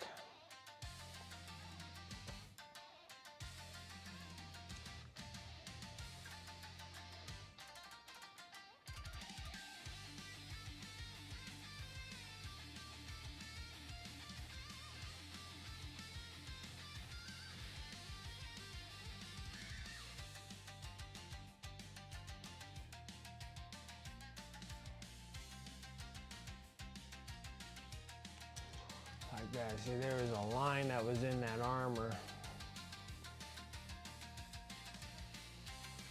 It's weird that there's a line in that armor and no line in this armor. It's just strange. Like, this thing has, like, just strange things.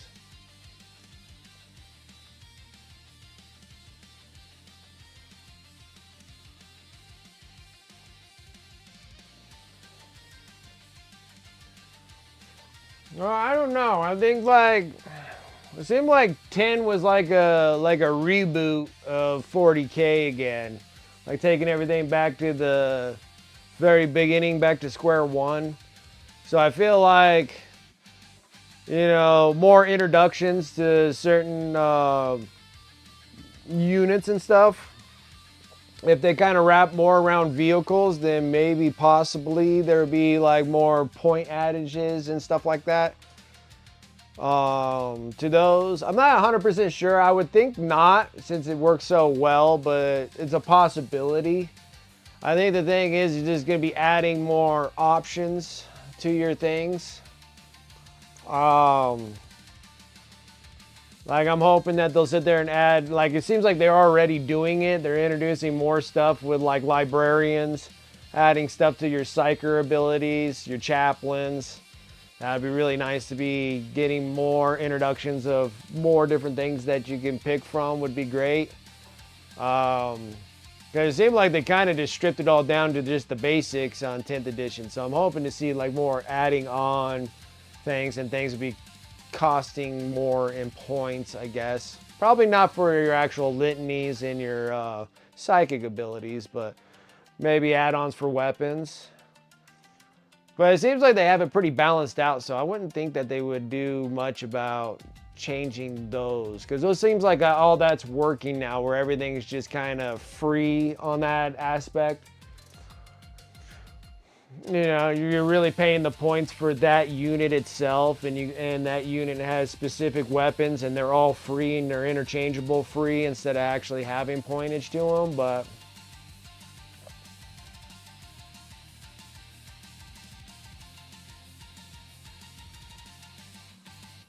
oh no, temperature wasn't getting warmer in here, but the furnace was still kicking warm air.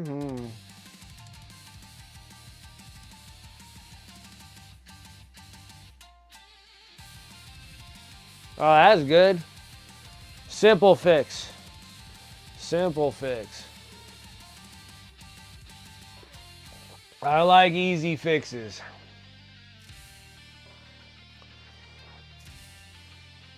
When they get complicated, that's when it's like, come on.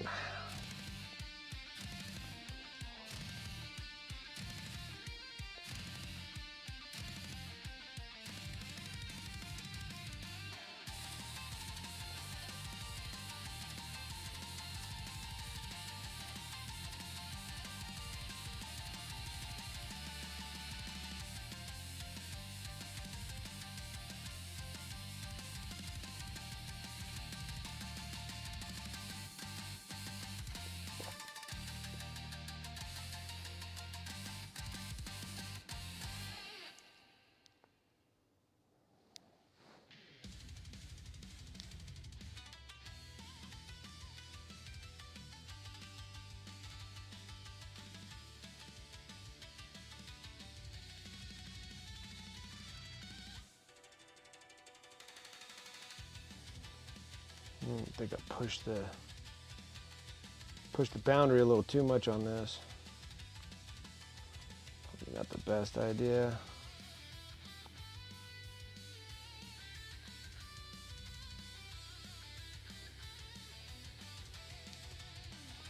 So hard to do this. Hey, when I flip the model and I flip it right out of the camera. Such a pain.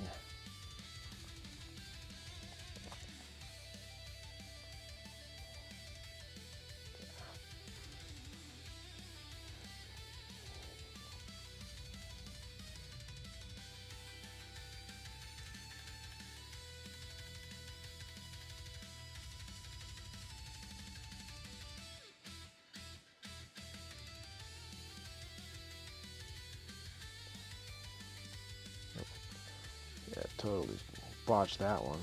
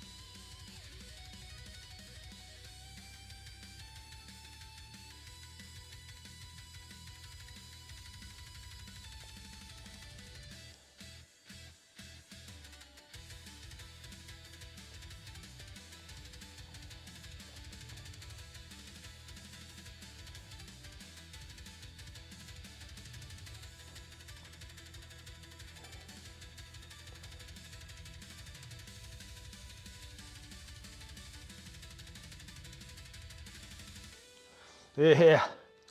Yeah. I hate when the things are...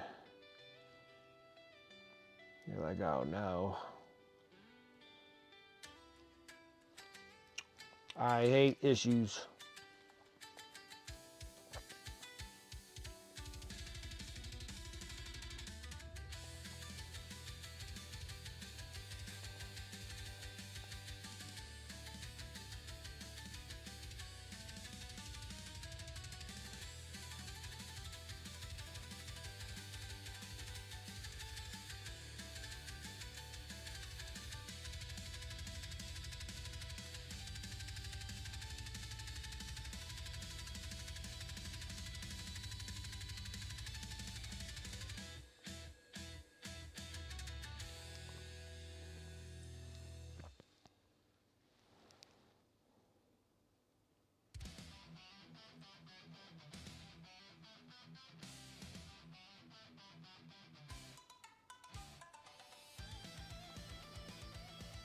Ah, this thing just does not want to blend.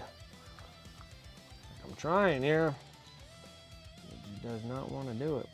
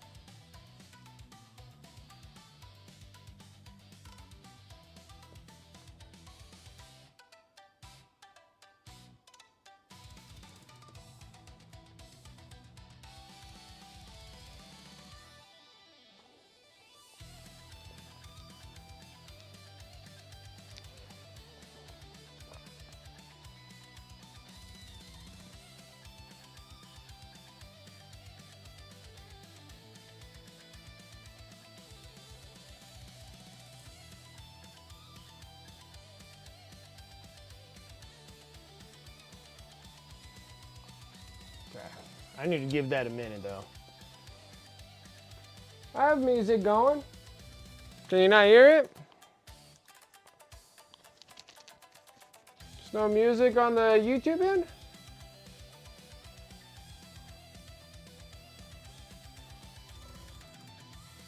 Is it just not loud enough that you can't hear it?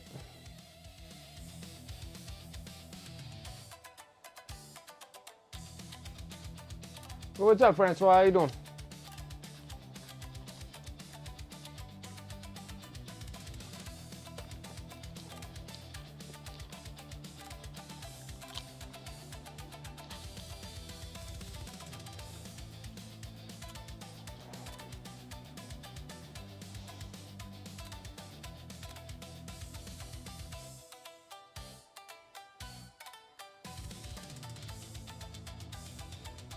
This is super quiet music.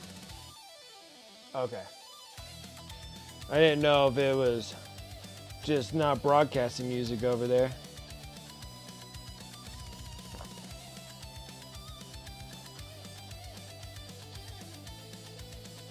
I feel like this thing just needs to get a little brighter. I'm struggling trying to get this thing to blend properly.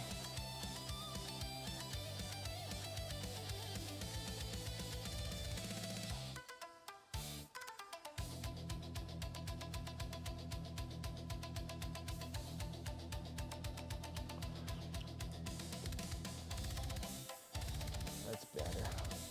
Okay. I can take that.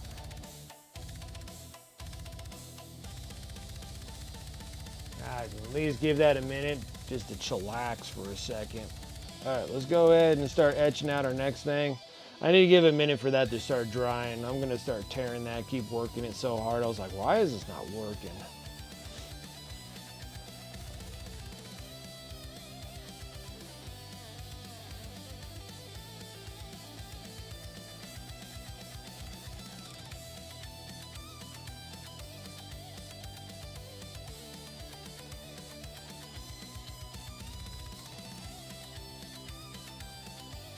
Start sketching it out.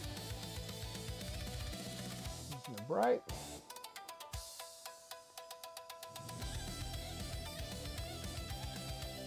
Yeah, he's got it now. He says it was just real quiet on the YouTube end. I brought the music up a little bit higher there.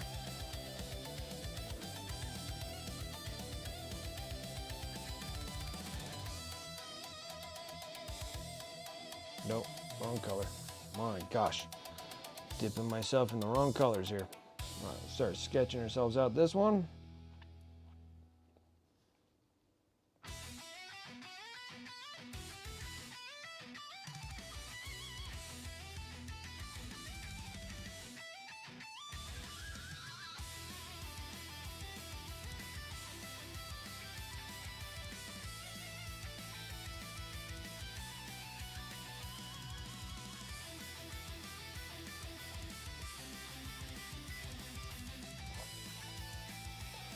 And then the dark mid-tone.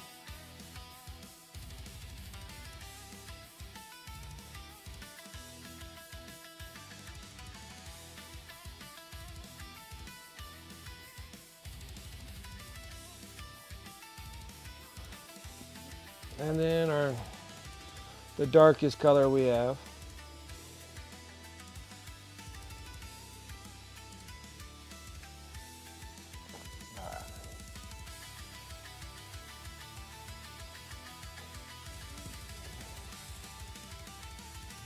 It's a little loud now. I just brought it up. There's like a snag.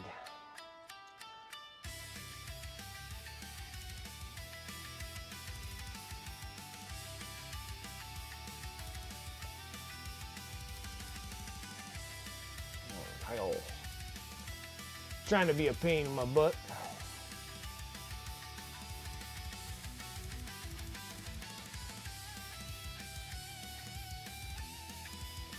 Still need a little bit more highlight on the leg.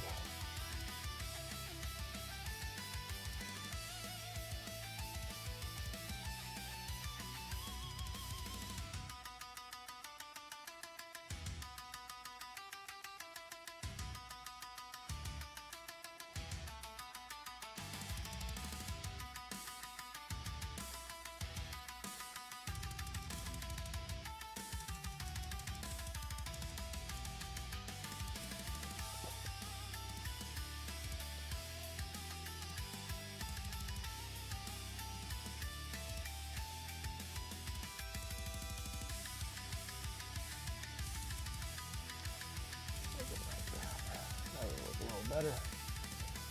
Trying to break up these two panels here because these two panels, it's just so weird that they did a double panel here. And then this part of the leg doesn't have a double panel at all. Which is probably because it's covered up by the cloth, but still makes things slightly difficult.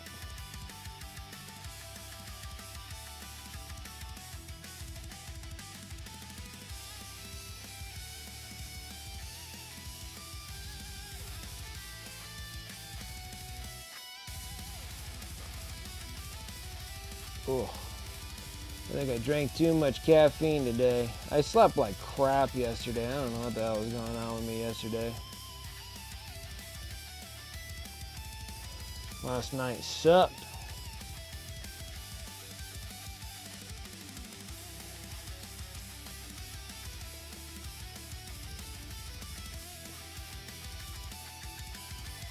Alright, now I think that this thing kind of dried enough for me to actually play around with this a little bit more. Just don't know why I can't get this to blend right. It's just probably just not enough layers. It needs a billion layers. Really thin layers.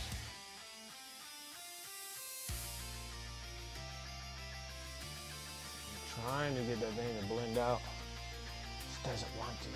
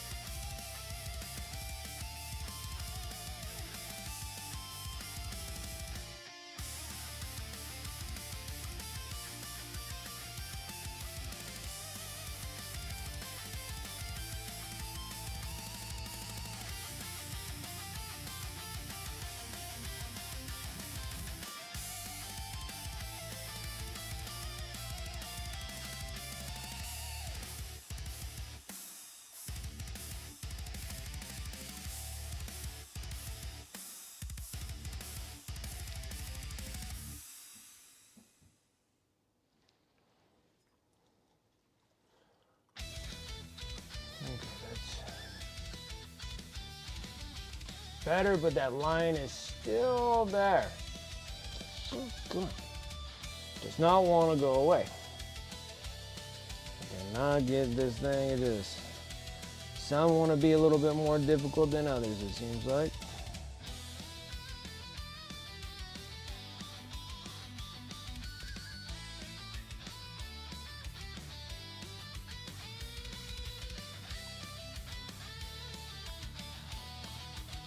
Maybe I'm just not glazing it down thin enough.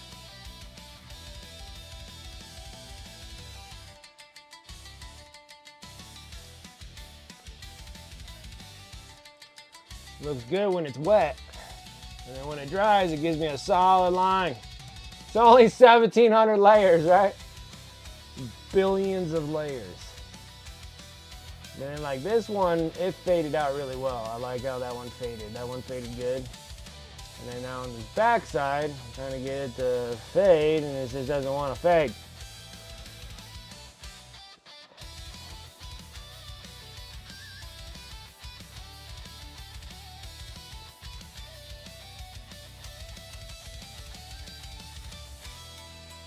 It's just 1,700 layers. Just 1,700 layers, that's it.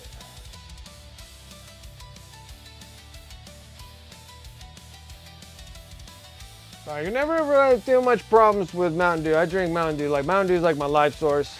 But I do drink a lot of tea though. So like I've completely cut out coffee. So that was surprising. That was actually kind of difficult actually, laying off coffee. Coffee was wrecking me so bad. I just couldn't, I couldn't take it. It's like too much of whatever it was, just too much. So I cut myself down to kind of flavored black teas. So I normally like drink like Earl Grey's, London Fog. I got a new one too. It's like a cinnamon spice, and I love cinnamon. Like I'm a big cinnamon fan. And I drink like the cinnamon spice with a little sugar. It tastes like Red Hots. I love them. Like I absolutely love them. So I've been drinking those, and then like in the afternoon, like around this time, normally I'll have like a green tea. A green tea or a white tea around this time, but I'm drinking a Mountain Dew instead. But I normally been just drinking a bunch of teas, but they make me have to go all the time too. Not a lot of caffeine, but I'm having more than usual since I'm not doing anything. Like if I'm working, I only have like, I'll have a double pouch of tea, so not just a single pouch. I'll put 2 pouches in my tea. And I'll seep 2 pouches when I'm working, but when I'm not working, I'll have like 1 cup of one and then 1 cup of another. And then in the afternoon, I've been actually kind of laying off the sodas a little bit. My son's been drinking them all. But I do like sodas every once in a while because I like that sweetness. So, but yeah, I've been just like super on the teas. That oolong tea. I'm drinking a buttload of teas. Don't drink too much herbal teas. Just every so often if I want something hot, like if I was cold at like before bed and it's like chilly out, like a Camden tea or whatever. Help with sleeping or whatnot, and then just go to bed. But something to keep me warm, but when I'm cold. But it hasn't been too bad. It's actually been kind of relatively warm. It's raining. It's been raining since yesterday here. Still no snow. Snow all up in the mountains. The mountains are getting hammered by feet. But down here in the valley, we're just not getting anything. Oh, it works. It's okay. I can do without any snow down here. I do like some snow because I like watching it snow. But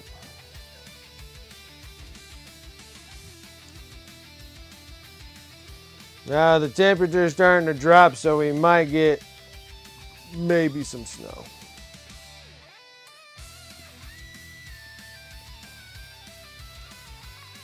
But most of my weather has been nothing but freaking tropical weathers.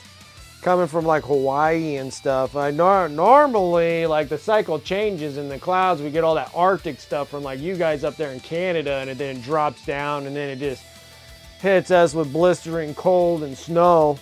But everything we've been getting is coming from like equator going up. So it's like equator hitting freaking Hawaii and then circling around down in that Southern California area, and then just coming up, and it's just giving us nothing but rain. We haven't really got anything like crazy.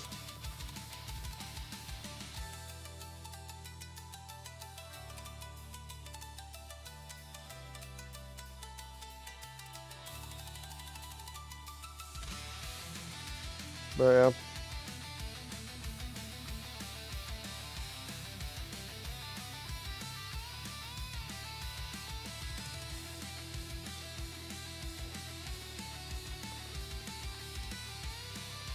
yeah. Yeah. So yeah, really nothing really coming up.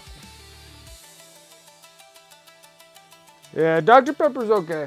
My son likes Dr. Pepper a lot too. I feel like Dr. Pepper has too many flavors. Ah, look at that. Finally faded. Faded, sucker. Finally. Goodness grief. Now I just need to fade a little bit of dark. A little bit. A touch. Hopefully I don't screw it up, but it may.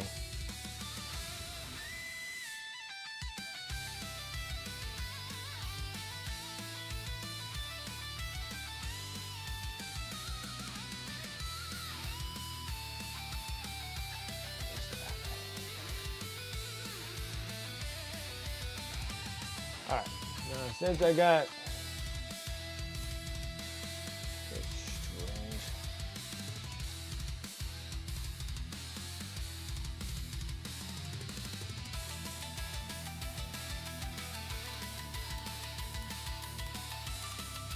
I feel like I need another brighter area here to make this work.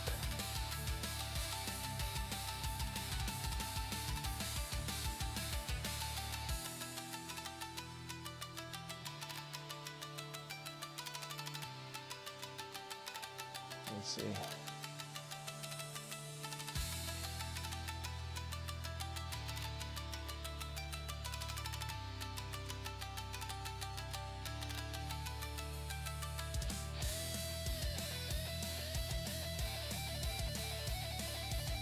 I might just botch this whole thing.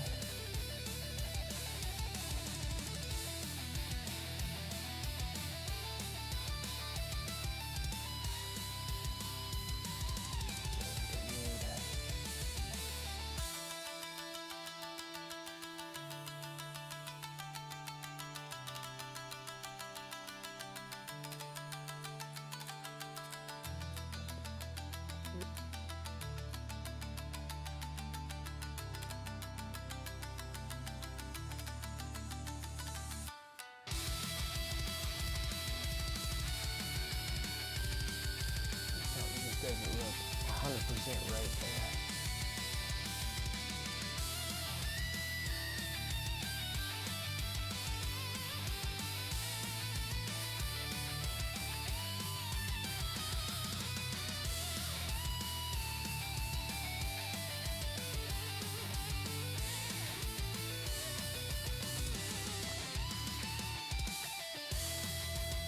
I'm wondering if I need to go bright right through here and then fade downward. It looks off. This looks right. This looks off. I wonder if I should bright it right there.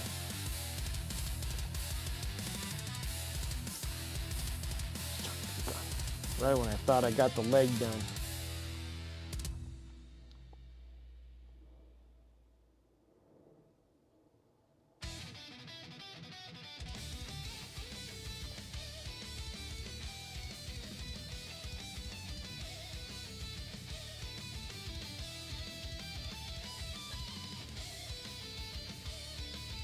Yeah, no, it gave me a wet snow on Christmas Eve, and then it came with rain and washed it all away, same day. I came down, it was like heavy snowflakes. I was like, oh, we got snow. Then the rain came, melted it all away, and that was it. That was the only snow that I got down there. Yeah, what snow? It's just all that precipitation you have down there, space and all that humidity. If it just got cold, it would just turn all into a foggy snow for you. So instead of eating it, it'll just be, instead of eating air.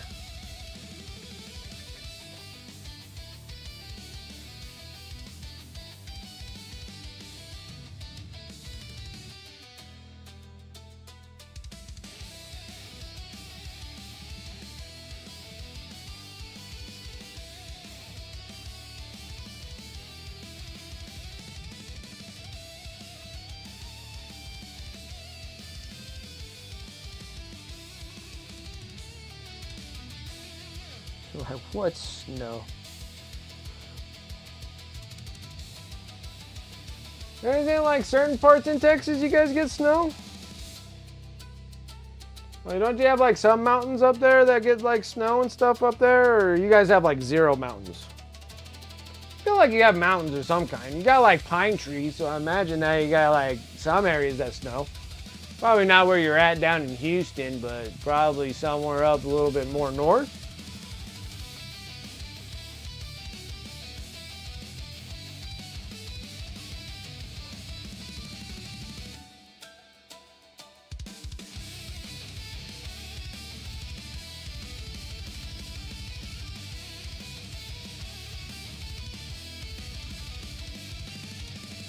Because it seemed like, I don't know. I don't know anything. I don't know anything. I don't travel enough to know what's happening in other places. I'll be right back because I gotta go.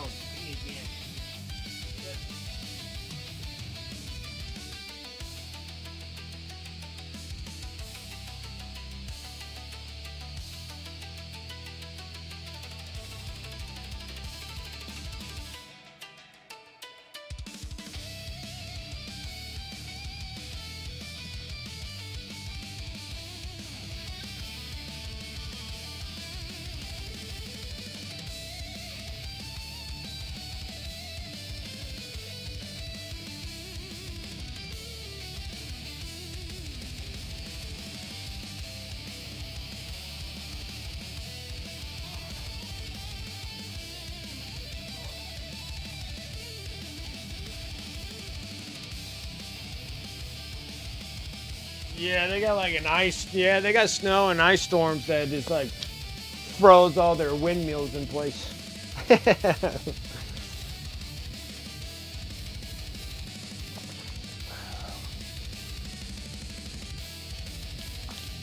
Sometimes you do get some weird stuff like that happening.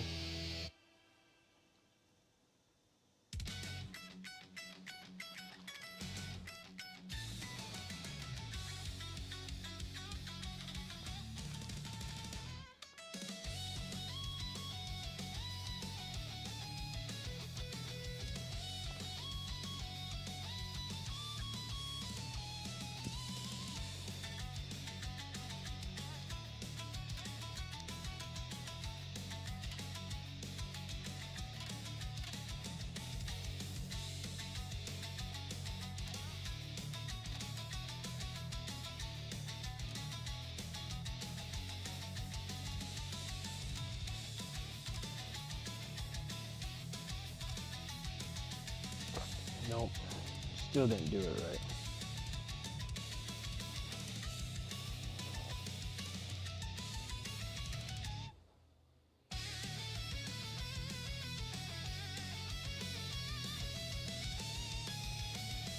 There we go. Gotta make them line up right. I'm dumb about this.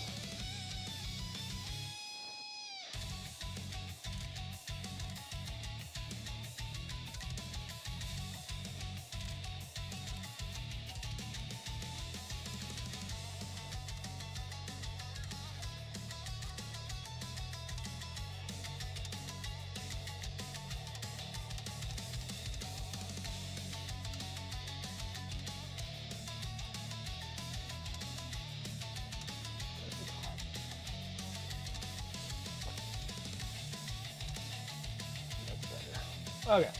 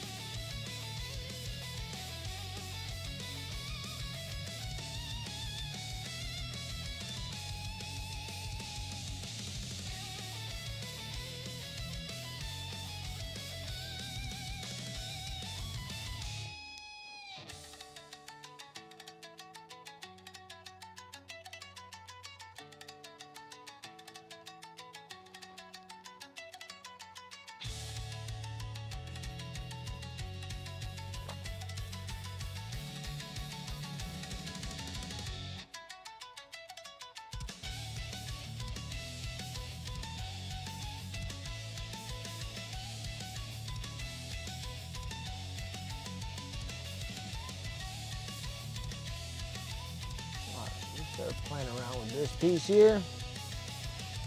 Got about 30 minutes or so. Not a bad gig. We're getting there. They're just trying to get the layers down properly here.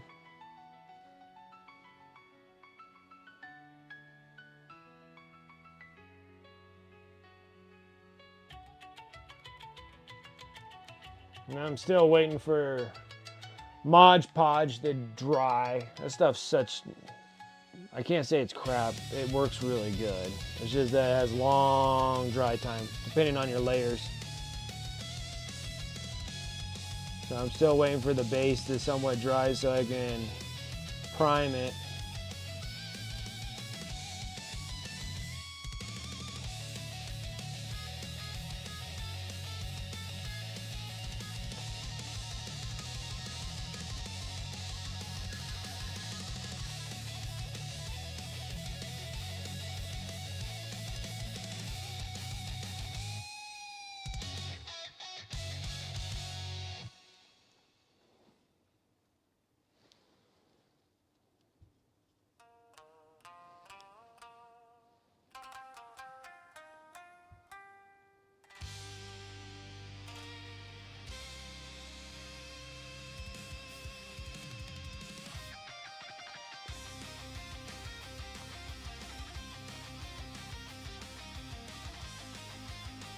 Man, still got to mess with that side.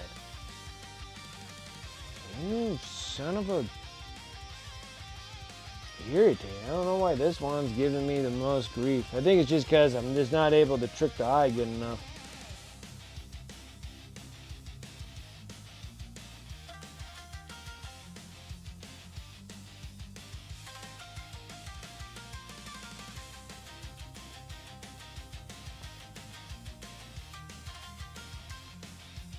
Oh, I screwed up my brush.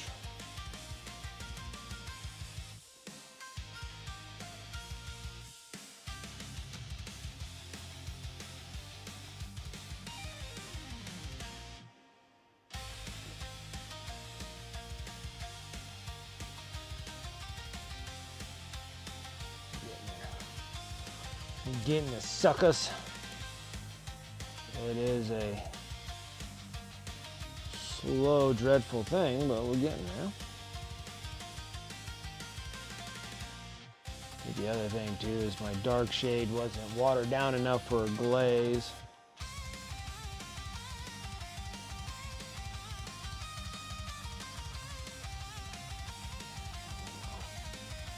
That's better. Oh, these stupid angles. It's easier just doing true metallic metals. Right. But that's not what we're trying to do. I'm sitting here trying to get my non-metallic metal game up a little higher here. So we can start, I can start planning. I need to start just like looking at models, see which ones I want to do for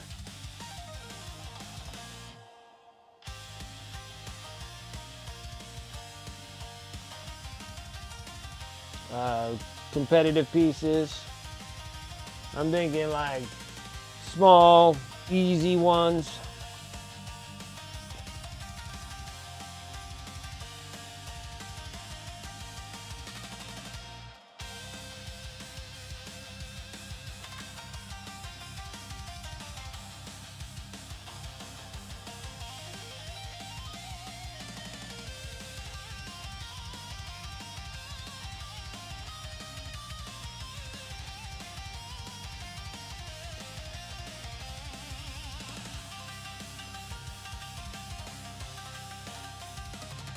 I learned that it's probably nothing to start stressing over complicated models. Like when I was working on like Luca Vey and Mornval, those were just such drastic miniatures. I think I need to just keep myself like small and easy. Like I'm thinking like one miniature out of the Reaver group, you know, like just like one. Not a group of 10, just one. You know, put that as like a single character. Or just have like one aggressor. Or actually just have, and maybe possibly just the 3 aggressors, just torching everything in front of them. Stuff like that. Like a group of 3, that would be like that. I could do the Sanguinary Guard group of 3 off of the one base that I have. That's just, it's such a wonderful base I built. But it's meant for like a group of 3, not just one. And then actually have like 3. But that's like a lot of non-metallic metal gold. There's a lot of painting like this for the Sanguinary Guard.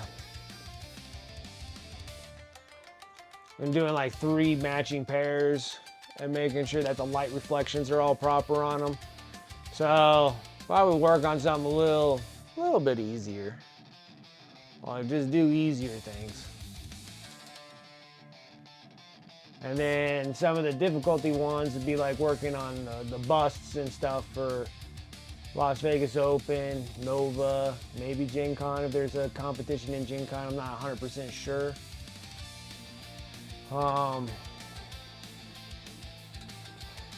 And then technically, since all my Imperial Knights are all done too, I can go and try to enter them on, try to get a cool base for them all to sit in, a display board. And then maybe take them, because I don't know about playing though. Like honestly, I don't even want to play when I go to those conventions. Seems like every time you play at the conventions, like playing at the conventions, everybody gets sick. Everybody have to deal with a mask. With a bunch of car scent hangers hanging off of my mask.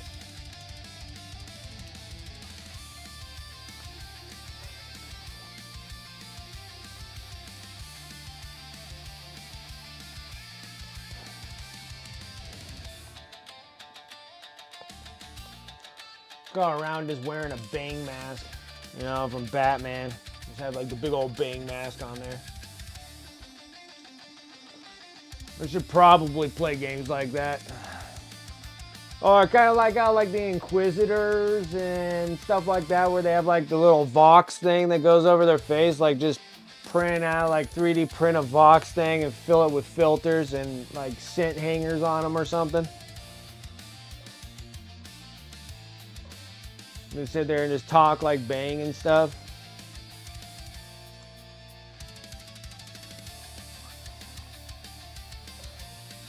No, something of that sort, you know? I'm not 100% sure because that's like, I just feel like I'll be downing down things if I go to those convention championship things. Well, I'd like to actually put my models in it, you know? Yeah, I just have a full mask. Just have a full mask.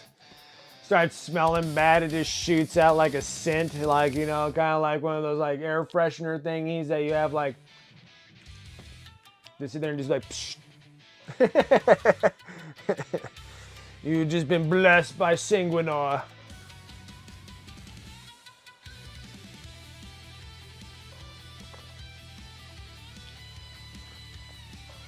Or maybe just have one of those little mask things and it just like hooks up and then it has like an air filter that's on that hooks onto your belt. And just sit there and just cycles air.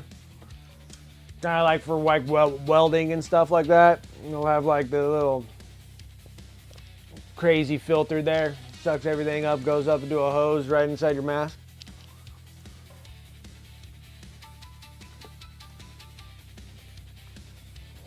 So like I think like the big thing is that like when I was at Adepticon, but this was over in Chicago one, and then they had like the championships playing. I mean, they were like shoulder to shoulder. Like, I mean, it was just tight in that convention.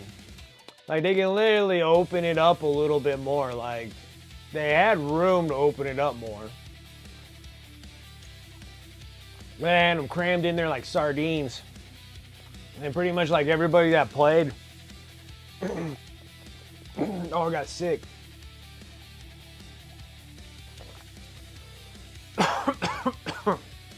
Choking to death, guys.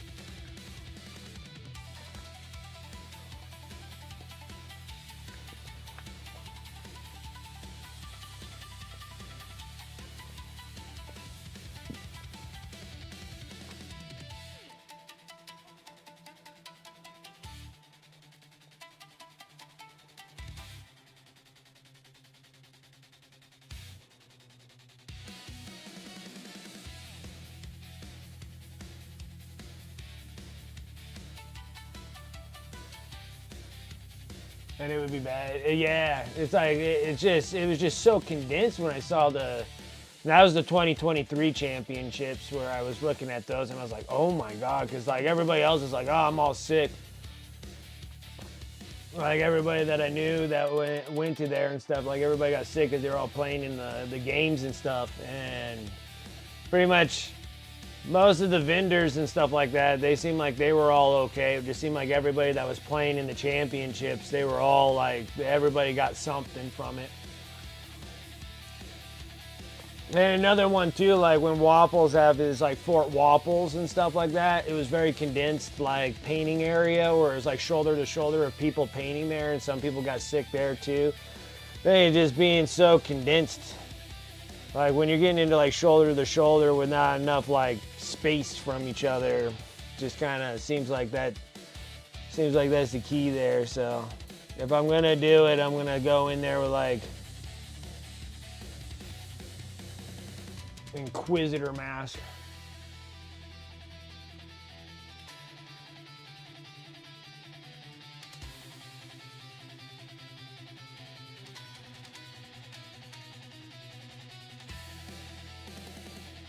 Yeah, because I feel like the painting competitions would be nice. I'd like to go in to do it just to do like, you know, try to go for best painted army and stuff like.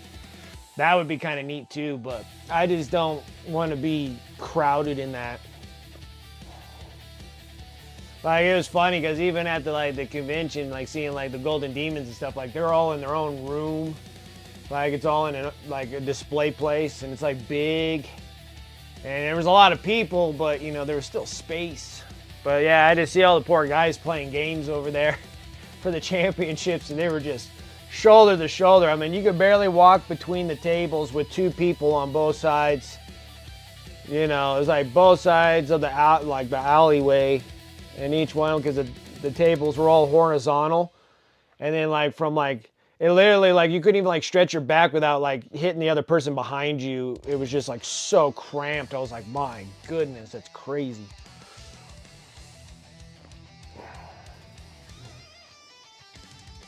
And then everybody that played there were just, like, all sick. I was like, oh, I came out unscathed. But then also, I wasn't there all day either. You know, I, like, hung out with, like, PSK for most of the time, and just hung out around the vendors and stuff like that mostly, and then I was watching like all the championships here and there. I was just walking by it, but you had all that funk that was coming from there and stuff. We were just like, holy smokes! So I was like, get away.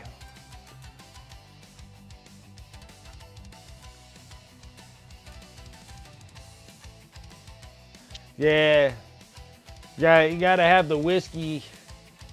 Yeah, you need a whiskey flask. Like, hold on, like, gargle it. Need some of that wild turkey, 100, 101 wild turkey. Just wide rinse your mouth out.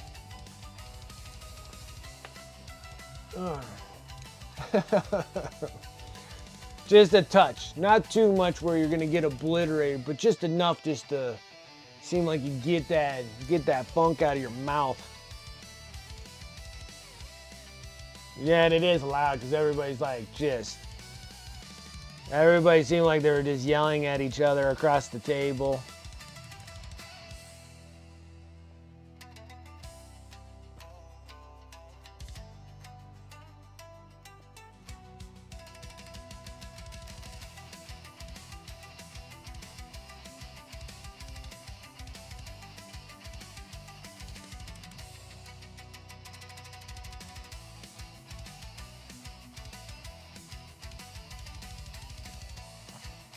be kind of cool if you had like just like an earpiece with a freaking a little mic right there that has like a two-way connection between the two players on the opposite side. But then again, you're putting something on that somebody else is probably gonna wear. Or plug it in, just talk to each other. I'm like, this is gonna be like a prison, guys.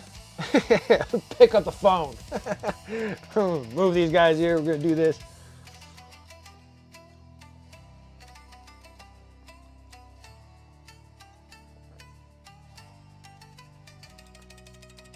But yeah, it seems like there was a lot of yelling,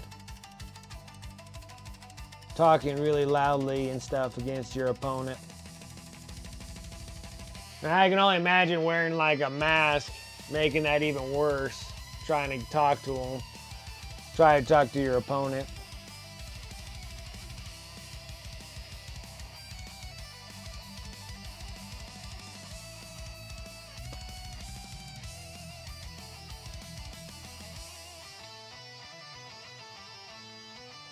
And a lot of standing too.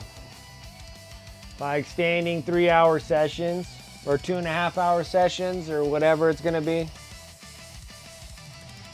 I think the reason why I don't get like tired very often at these competitions is because they table me by like turn 2.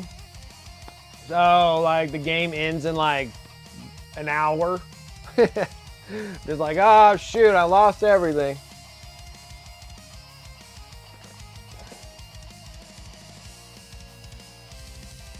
Yeah, like something, you know? Have a little bit of scope on you and a little flask just to rinse your mouth out. Like, well, something that's swallowable. You can't just spit it anywhere. So just probably like just a flask of whiskey or something just to hang on your belt. And then you can just sit there and just, you know, gargle, kill all the bacteria in your mouth. You know, just like something that, because I mean, you're literally in like on top of each other. It's crazy. Like when I saw it, and I doubt that it's never changed. I bet it's the same way. Like how many people can they cram in there? Like when you're talking about like 500,000 people, over 1,000 people playing, that's 500. You know, that. You know, 500 versus 500. That's like 500 on one side of the table and 500 on the other side of the table. I mean, that's a lot of bodies. And you guys are crammed in like a quarter section of the whole convention. You're like right there in that quarter section. It's crazy how they were just packed in there. Yeah, because then you don't have to sit there and shout so much. Or even if you had like a speaker box on you, it would probably be better. You're like, I'm sorry, I'm soft-spoken. I got the speaker box. Like, hey, I'm going to be moving here and there. Because it does get like super, super loud. I can see how it'd be hard to hear somebody when everybody's yelling at each other.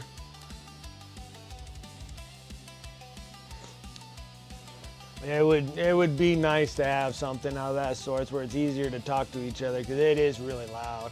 And then on top of it being loud there, then you have like the vendors and all that, and that's really noisy too.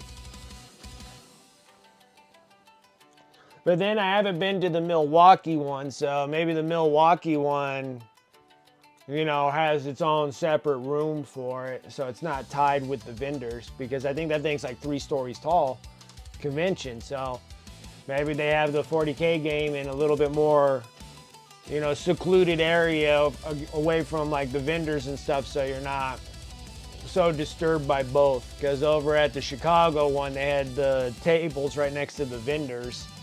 There was only like a 20-foot gap between the championships and the first row of vendors. So it was probably really loud. Nah, I didn't think about the whole yelling part. It's like being in a concert.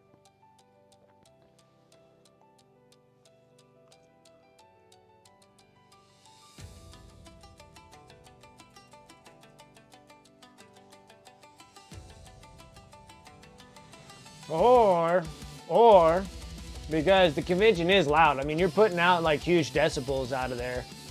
You probably can go and get like the, like hunting, like when you go hunting and stuff, I got like earpieces that you can turn on. They're like electric earplugs, where it like deafens out the sound of really loud sounds. And then you can hear like almost whispers coming out of there. So that'll work too.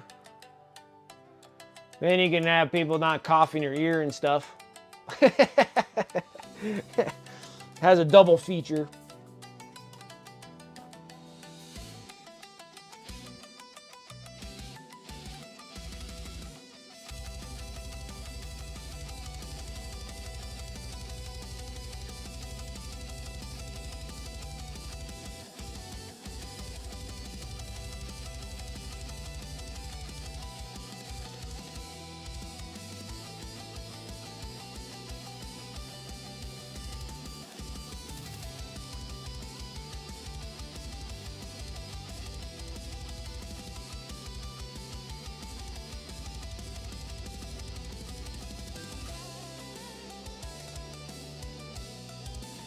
Okay, they use the loops. Okay, yeah. So they're like the things right on there and sits there and just cuts out all the sound and then they can hear you just fine.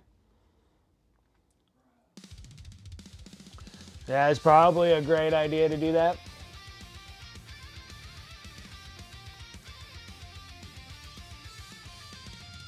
I think like a lot that happens at those, I don't know.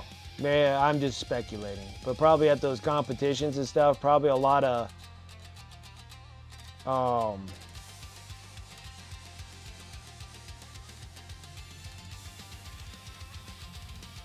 misunderstandings on the table that can get you. Especially if you're not like very aware of like other people's armies or whatnot. And then you think one way, but misunderstood another way. Like maybe somebody that gives a certain buff to certain things and you didn't quite get that, so you would probably focus more on that buff character or whatnot, but you didn't really realize it was like something else, like a misunderstanding on the table.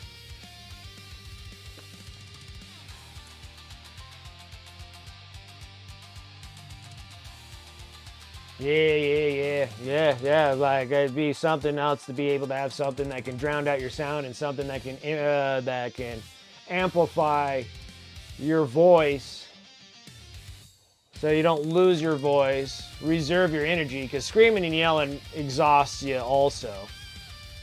And then a whiskey flask to rinse out your mouth because you guys are breathing recycled air.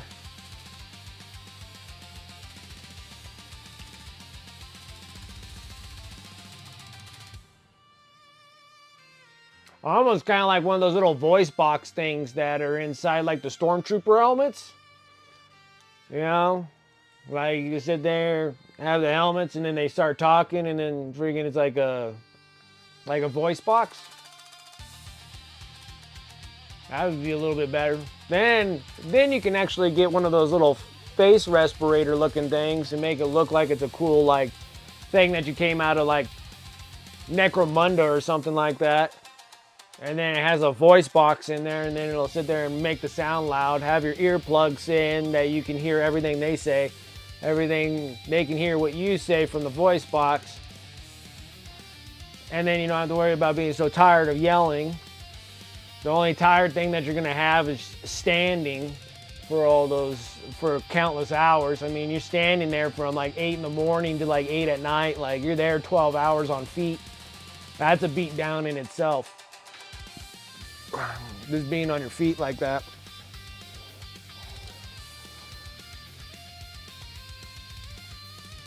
But then also, you can get one of those like butt stool things that strap on your butt. They do it for hunting all the time too, where you can like do stands. But you don't have to carry it with you, it just straps to your butt. And then you can just drop it down and then you can kind of sit.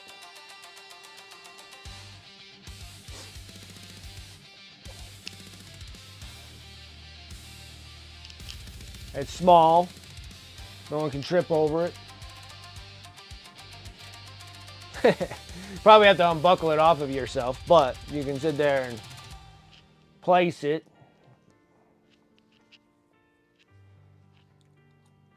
You're like, I need to sit for a minute. While you're watching them do whatever they're doing for 7 steps, you don't have to really stand during the whole 7 steps.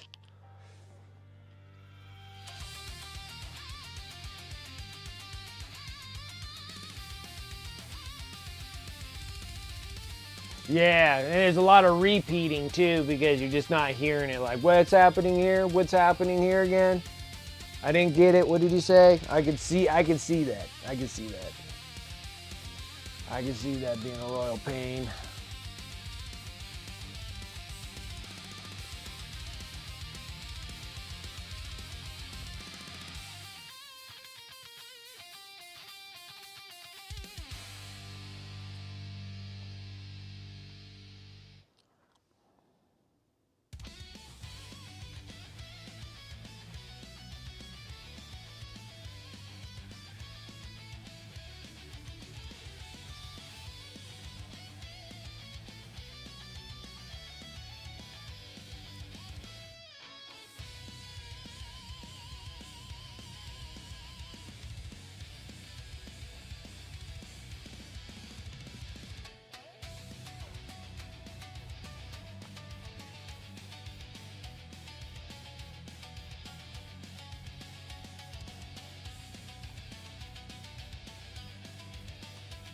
Getting there. Coming along. Panel by panel.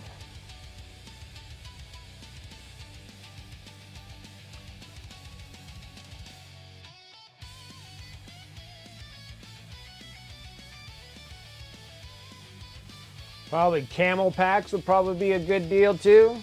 You know, those little backpack things with water in them. I was thinking about like how to do tournaments a little bit better because even when I do like a dayer, like a day tournament, like it's a lot because it's like just like you said, 14 hours in just one day, and then a lot of these freaking big ones are like 3 days. And I remember being like super exhausted after just doing a day one, where you guys are just sitting there just playing against each other.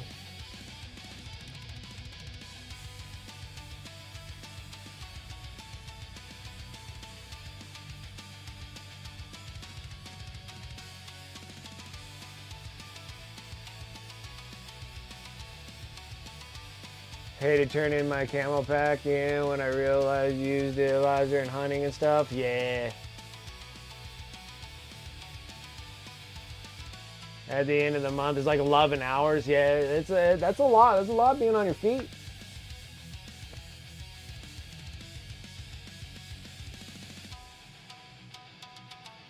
Mid and top tables.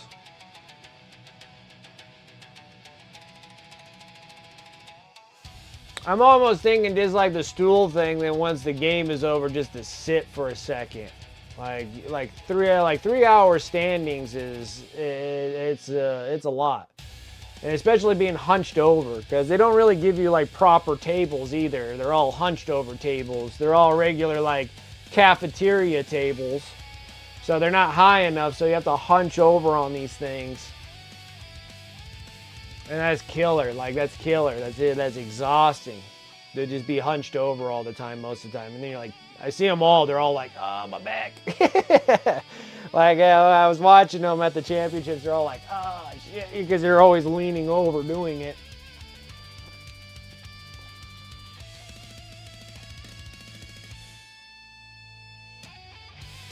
And then I have no purpose of being in competitive playing unless I actually play enough to know my army like the back of my hand, that I can sit there and just keep on just babbling on as I'm sitting there just rolling dice and doing things and getting things into motion. I think that's probably a big one where you don't have to like stutter or anything or like hold yourself back. You can kind of press forward fast enough. You're like pressing your opponent, I guess, if you just know your stuff really well. Like if you watch like, what is it, the Art of War guys? Like those Art of War guys is impressive. Just watching them do like their battle reports or whatever they do, if you ever watch them. Dude, those guys are just hovered over, just like, this guy's gonna do this and this here, and this guy gives buff over here, so it's gonna be like 3 ups over here. Just dumping dice, and then they're like just pressing on each other so hard. It's like, it's very intriguing. There's no like, oh, let me think. Oh, let me look that up. Oh, let me do this or that. It was like, it was just that constant flow of a game where you're just like, that's awesome to like just know your stuff like the back of your hand. Like just, it seems like it just makes a big difference on the table. It seems like it's different than like watching like um,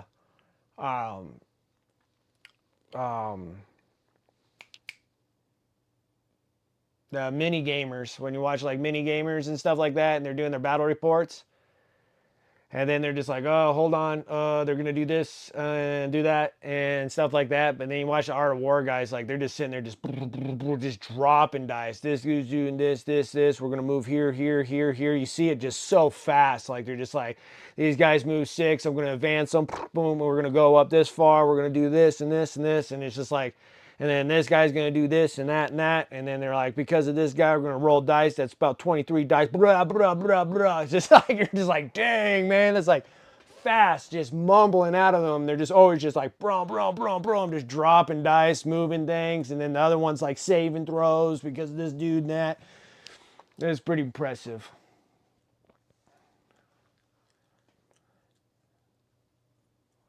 Yeah, just being consistent at playing games, conditioning yourself. I can see that. Like, I can definitely see that. Like, I can see it being really hard for someone like me that plays like a game once a year. And like, you have to be like consistent on that stuff to like kind of take something like that.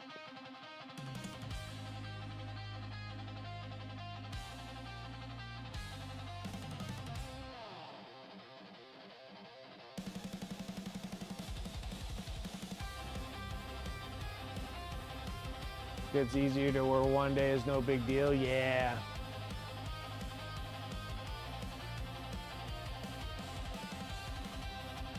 That's true. That's true. But it seems like you need something on you. Maybe drinking in between matches. Well, most of the time it's just nice to just like either be chewing gum or sucking on a Jolly Rancher so you're not just dry mouth the whole time.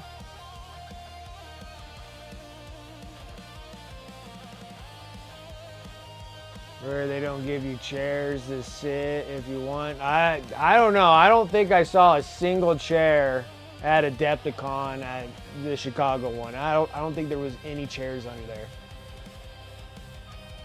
Like I was sitting there thinking about it, I'm like, I don't think there was a single chair in any one of those things. I mean, you guys are just like, you're just packed shoulder to shoulder. Like all you had was like the length of the table of your mat and then another mat right next to it.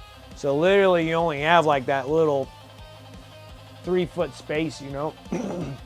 I didn't really see any like chairs underneath or anything.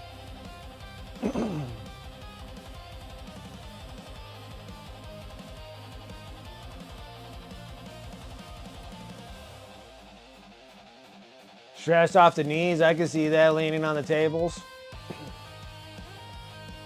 Yeah, like at your local stores and stuff, they give you chairs and stuff, but at those tournaments, I don't think I saw a single chair at all. Like, they were crazy.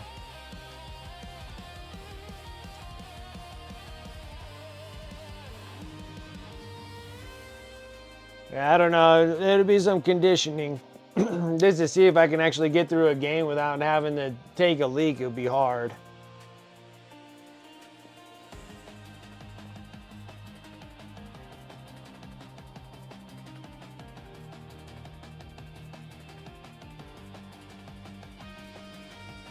I'd have to like wear a depend or something like that.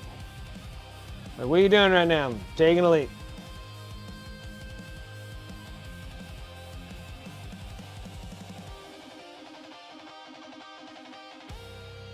I'm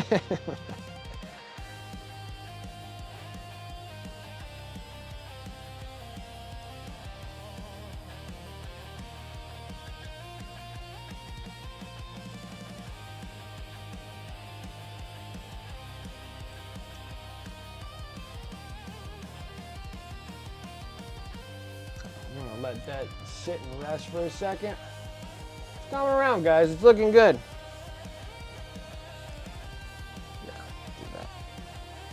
I'll be right back. I gotta take a leak, like I said. Make sure you don't drink enough coffee when you start your morning, boy.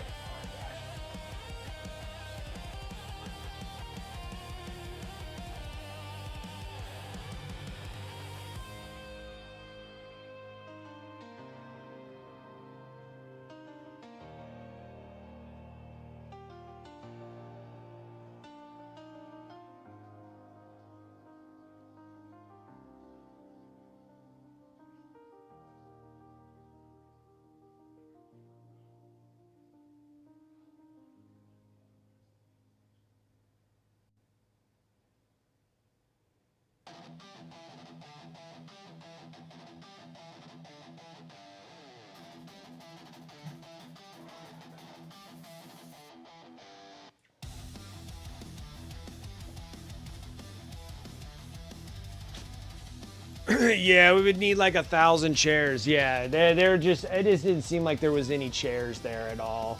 That's why I was all thinking about, like, if you're doing a big one like that, a 3-day tourney, maybe have a butt strap that has the stool that comes from it. Like when you go into the bin form, it just like accordions out. You're like, oh, thank God.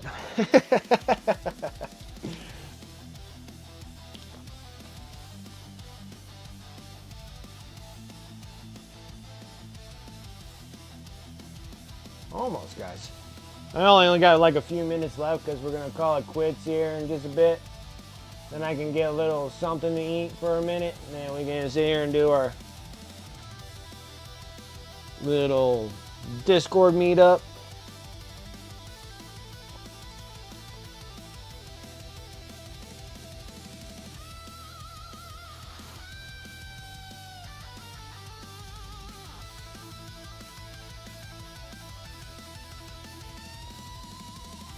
But I gotta say, this is probably one of the best gold non-metallic metals I've done in quite some time. The only one that came relatively close was that 1,000 Suns one that I did. And this one beats that one, and I did that 1,000 Sun one like 100 years ago, so. The best part about this whole dealio is doing this is making me feel more confident and getting in and start competing. Because these things are actually looking like the things I saw at Adepticon 2023. So transitions, how they look, extremely bright, like overly bright. Like, yeah. Like this is starting to look like I know what I'm doing, it seems like. So now it's starting to get me antsy. Now if I can just execute it properly, we'll be doing good.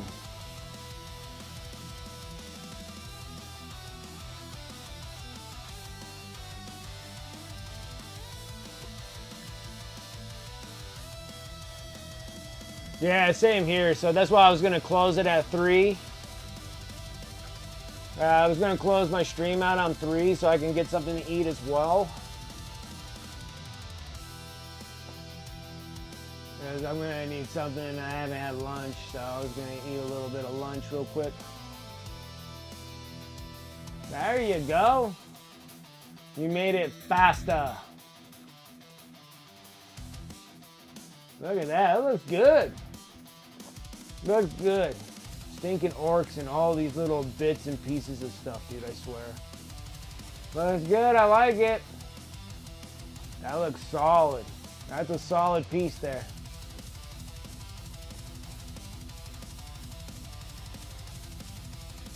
Solid. You don't like the little blue tubes that you did, little green, teal, and blue tubes? Those look nice. A lot of times you have to, yes. It's looking good. The grime came out looking good. You did well on the grime.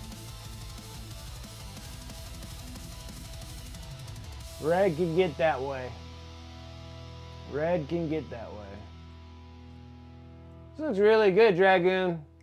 You always paint really nice miniatures. I like your miniatures. Are you not entertained? Are you not entertained? They're nice. Is this not why you are here?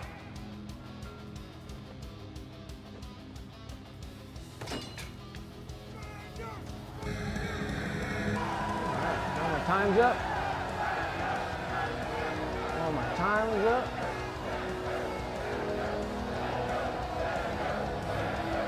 Yeah, like this one, yeah, this is a big time confident booster here. Like it's a big time confident booster.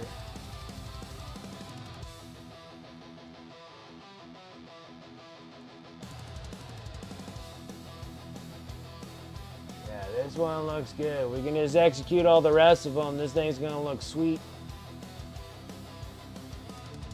We almost got this thing completely faded. Let's see if this be the last one. I doubt it.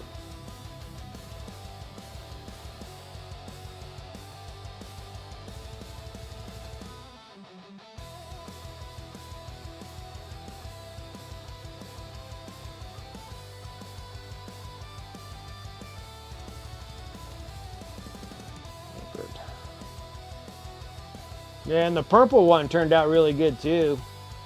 When we did all that purple armor. Yeah, so I'm getting it now. Or it's actually making some sense. A lot of rust off the roller and tracks as I rusted them too much. Easy to do. Easy to do. But yeah, so yeah, this thing coming out being the bright armor that I'm looking for. It's looking great. And then this is the base. Still waiting for some of the Mod Podge. See, like the Mod Podge is dry on this side, but it's still slightly wet on this side. So I still gotta wait for that stuff to slightly dry up a little bit more. And then she,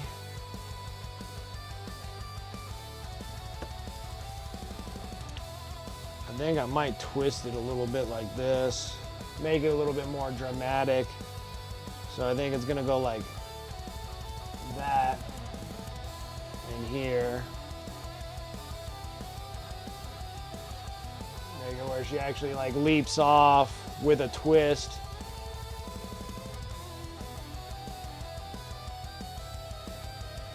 Like she's gonna be coming down with a Hellfire Fury, you know.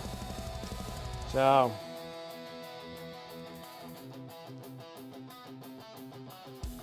it'll be good. I just need to get this thing all primed.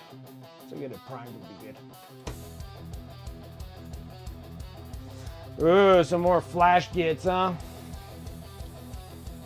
Alrighty, guys. I'm gonna close up shop today. Did pretty good. Not bad. At least I got like the majority top half done. I feel like I still need to spend a little bit of time on the back part of the arms. But it doesn't look horrible.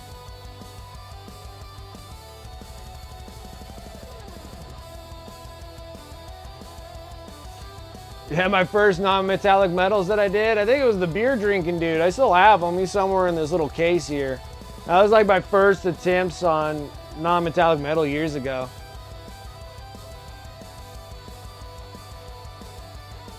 Like just the changing of, you know, just doing it until you finally, it kind of finally sinks in a bit. Like, I mean, I went through a ton of miniatures. Like an absolute ton of miniatures just to try to get them to do this. I'm trying to get all the reflections to match properly and all that kind of jazz. And then literally taking them by panel is the best way to go. Like the best way to go. But yeah, so she's gonna be all twisted up going on like this off of the model, so it's gonna look good. It's gonna look good. And then we gotta implement all the lightning and stuff like that, so we're probably gonna have to sketch in like fuzz in blue and stuff for reflections off of lightning and stuff coming down or whatnot. So it's gonna be interesting. It's gonna be fun. Alrighty, guys. Thank you for coming and hanging out with me on this Sunday. I really do appreciate it. Thank you guys here on Twitch for the follows, subs, resubs. Thank you guys. And over on YouTube, thank you so much for the subs, the follows over there on YouTube. Thank you guys. Make sure that you like the video. And then subscribe to the channel. I'm hoping to get some things down better over on YouTube to get out some cooler videos, not just tutorials, but kind of want to play with these figures and come up with my own little skits and stuff. So that's still in a process. Down the road, we'll get there. So yeah, shout out to the sponsors above. You can use the commands in chat. Or you can go over to my Discord, !Discord, and the sponsor affiliate links will be over there. Also got my eBay store if you guys want to support the stream that way too. Pretty much everything I paint on the stream I'll throw over onto eBay. I've been actually working off camera and working on Necrons and filling up my inventory pretty good on the eBay store. So I'm working on flayed ones right now. I'll get those things posted probably by next week. I normally post things on eBay on Saturdays so I can try to get enough units to throw things on there. So hopefully I have the flayed ones done by tomorrow, and then just kind of trying to get rid of all my Necrons. That'd be just awesome. But other than that, you guys can follow me over on the Instagram, !Socials. Other than that, that's pretty good. I think we're good. I think that's it. That's enough of my spiels. Let me go over, let me refresh myself. I don't know who is on Twitch right at this moment. Ah.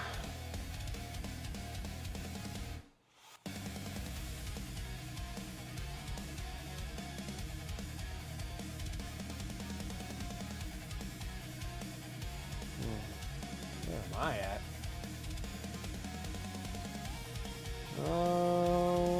Let's go over. Seems like everybody else is holding on good. I'm the one that's not holding on very well. There's just a lot of us on at this time. Let's go over to Hood Guard. See what he's working on. Other than that, guys, I appreciate it.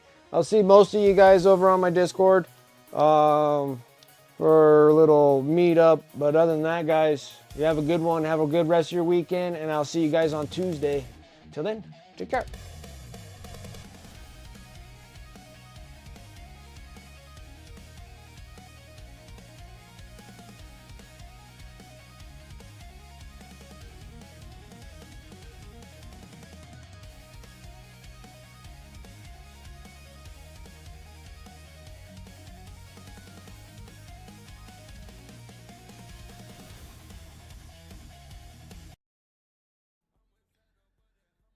Got some type of like a demon skull here that I put in, and then like a human skull here. There's gonna be roots kind of coming from this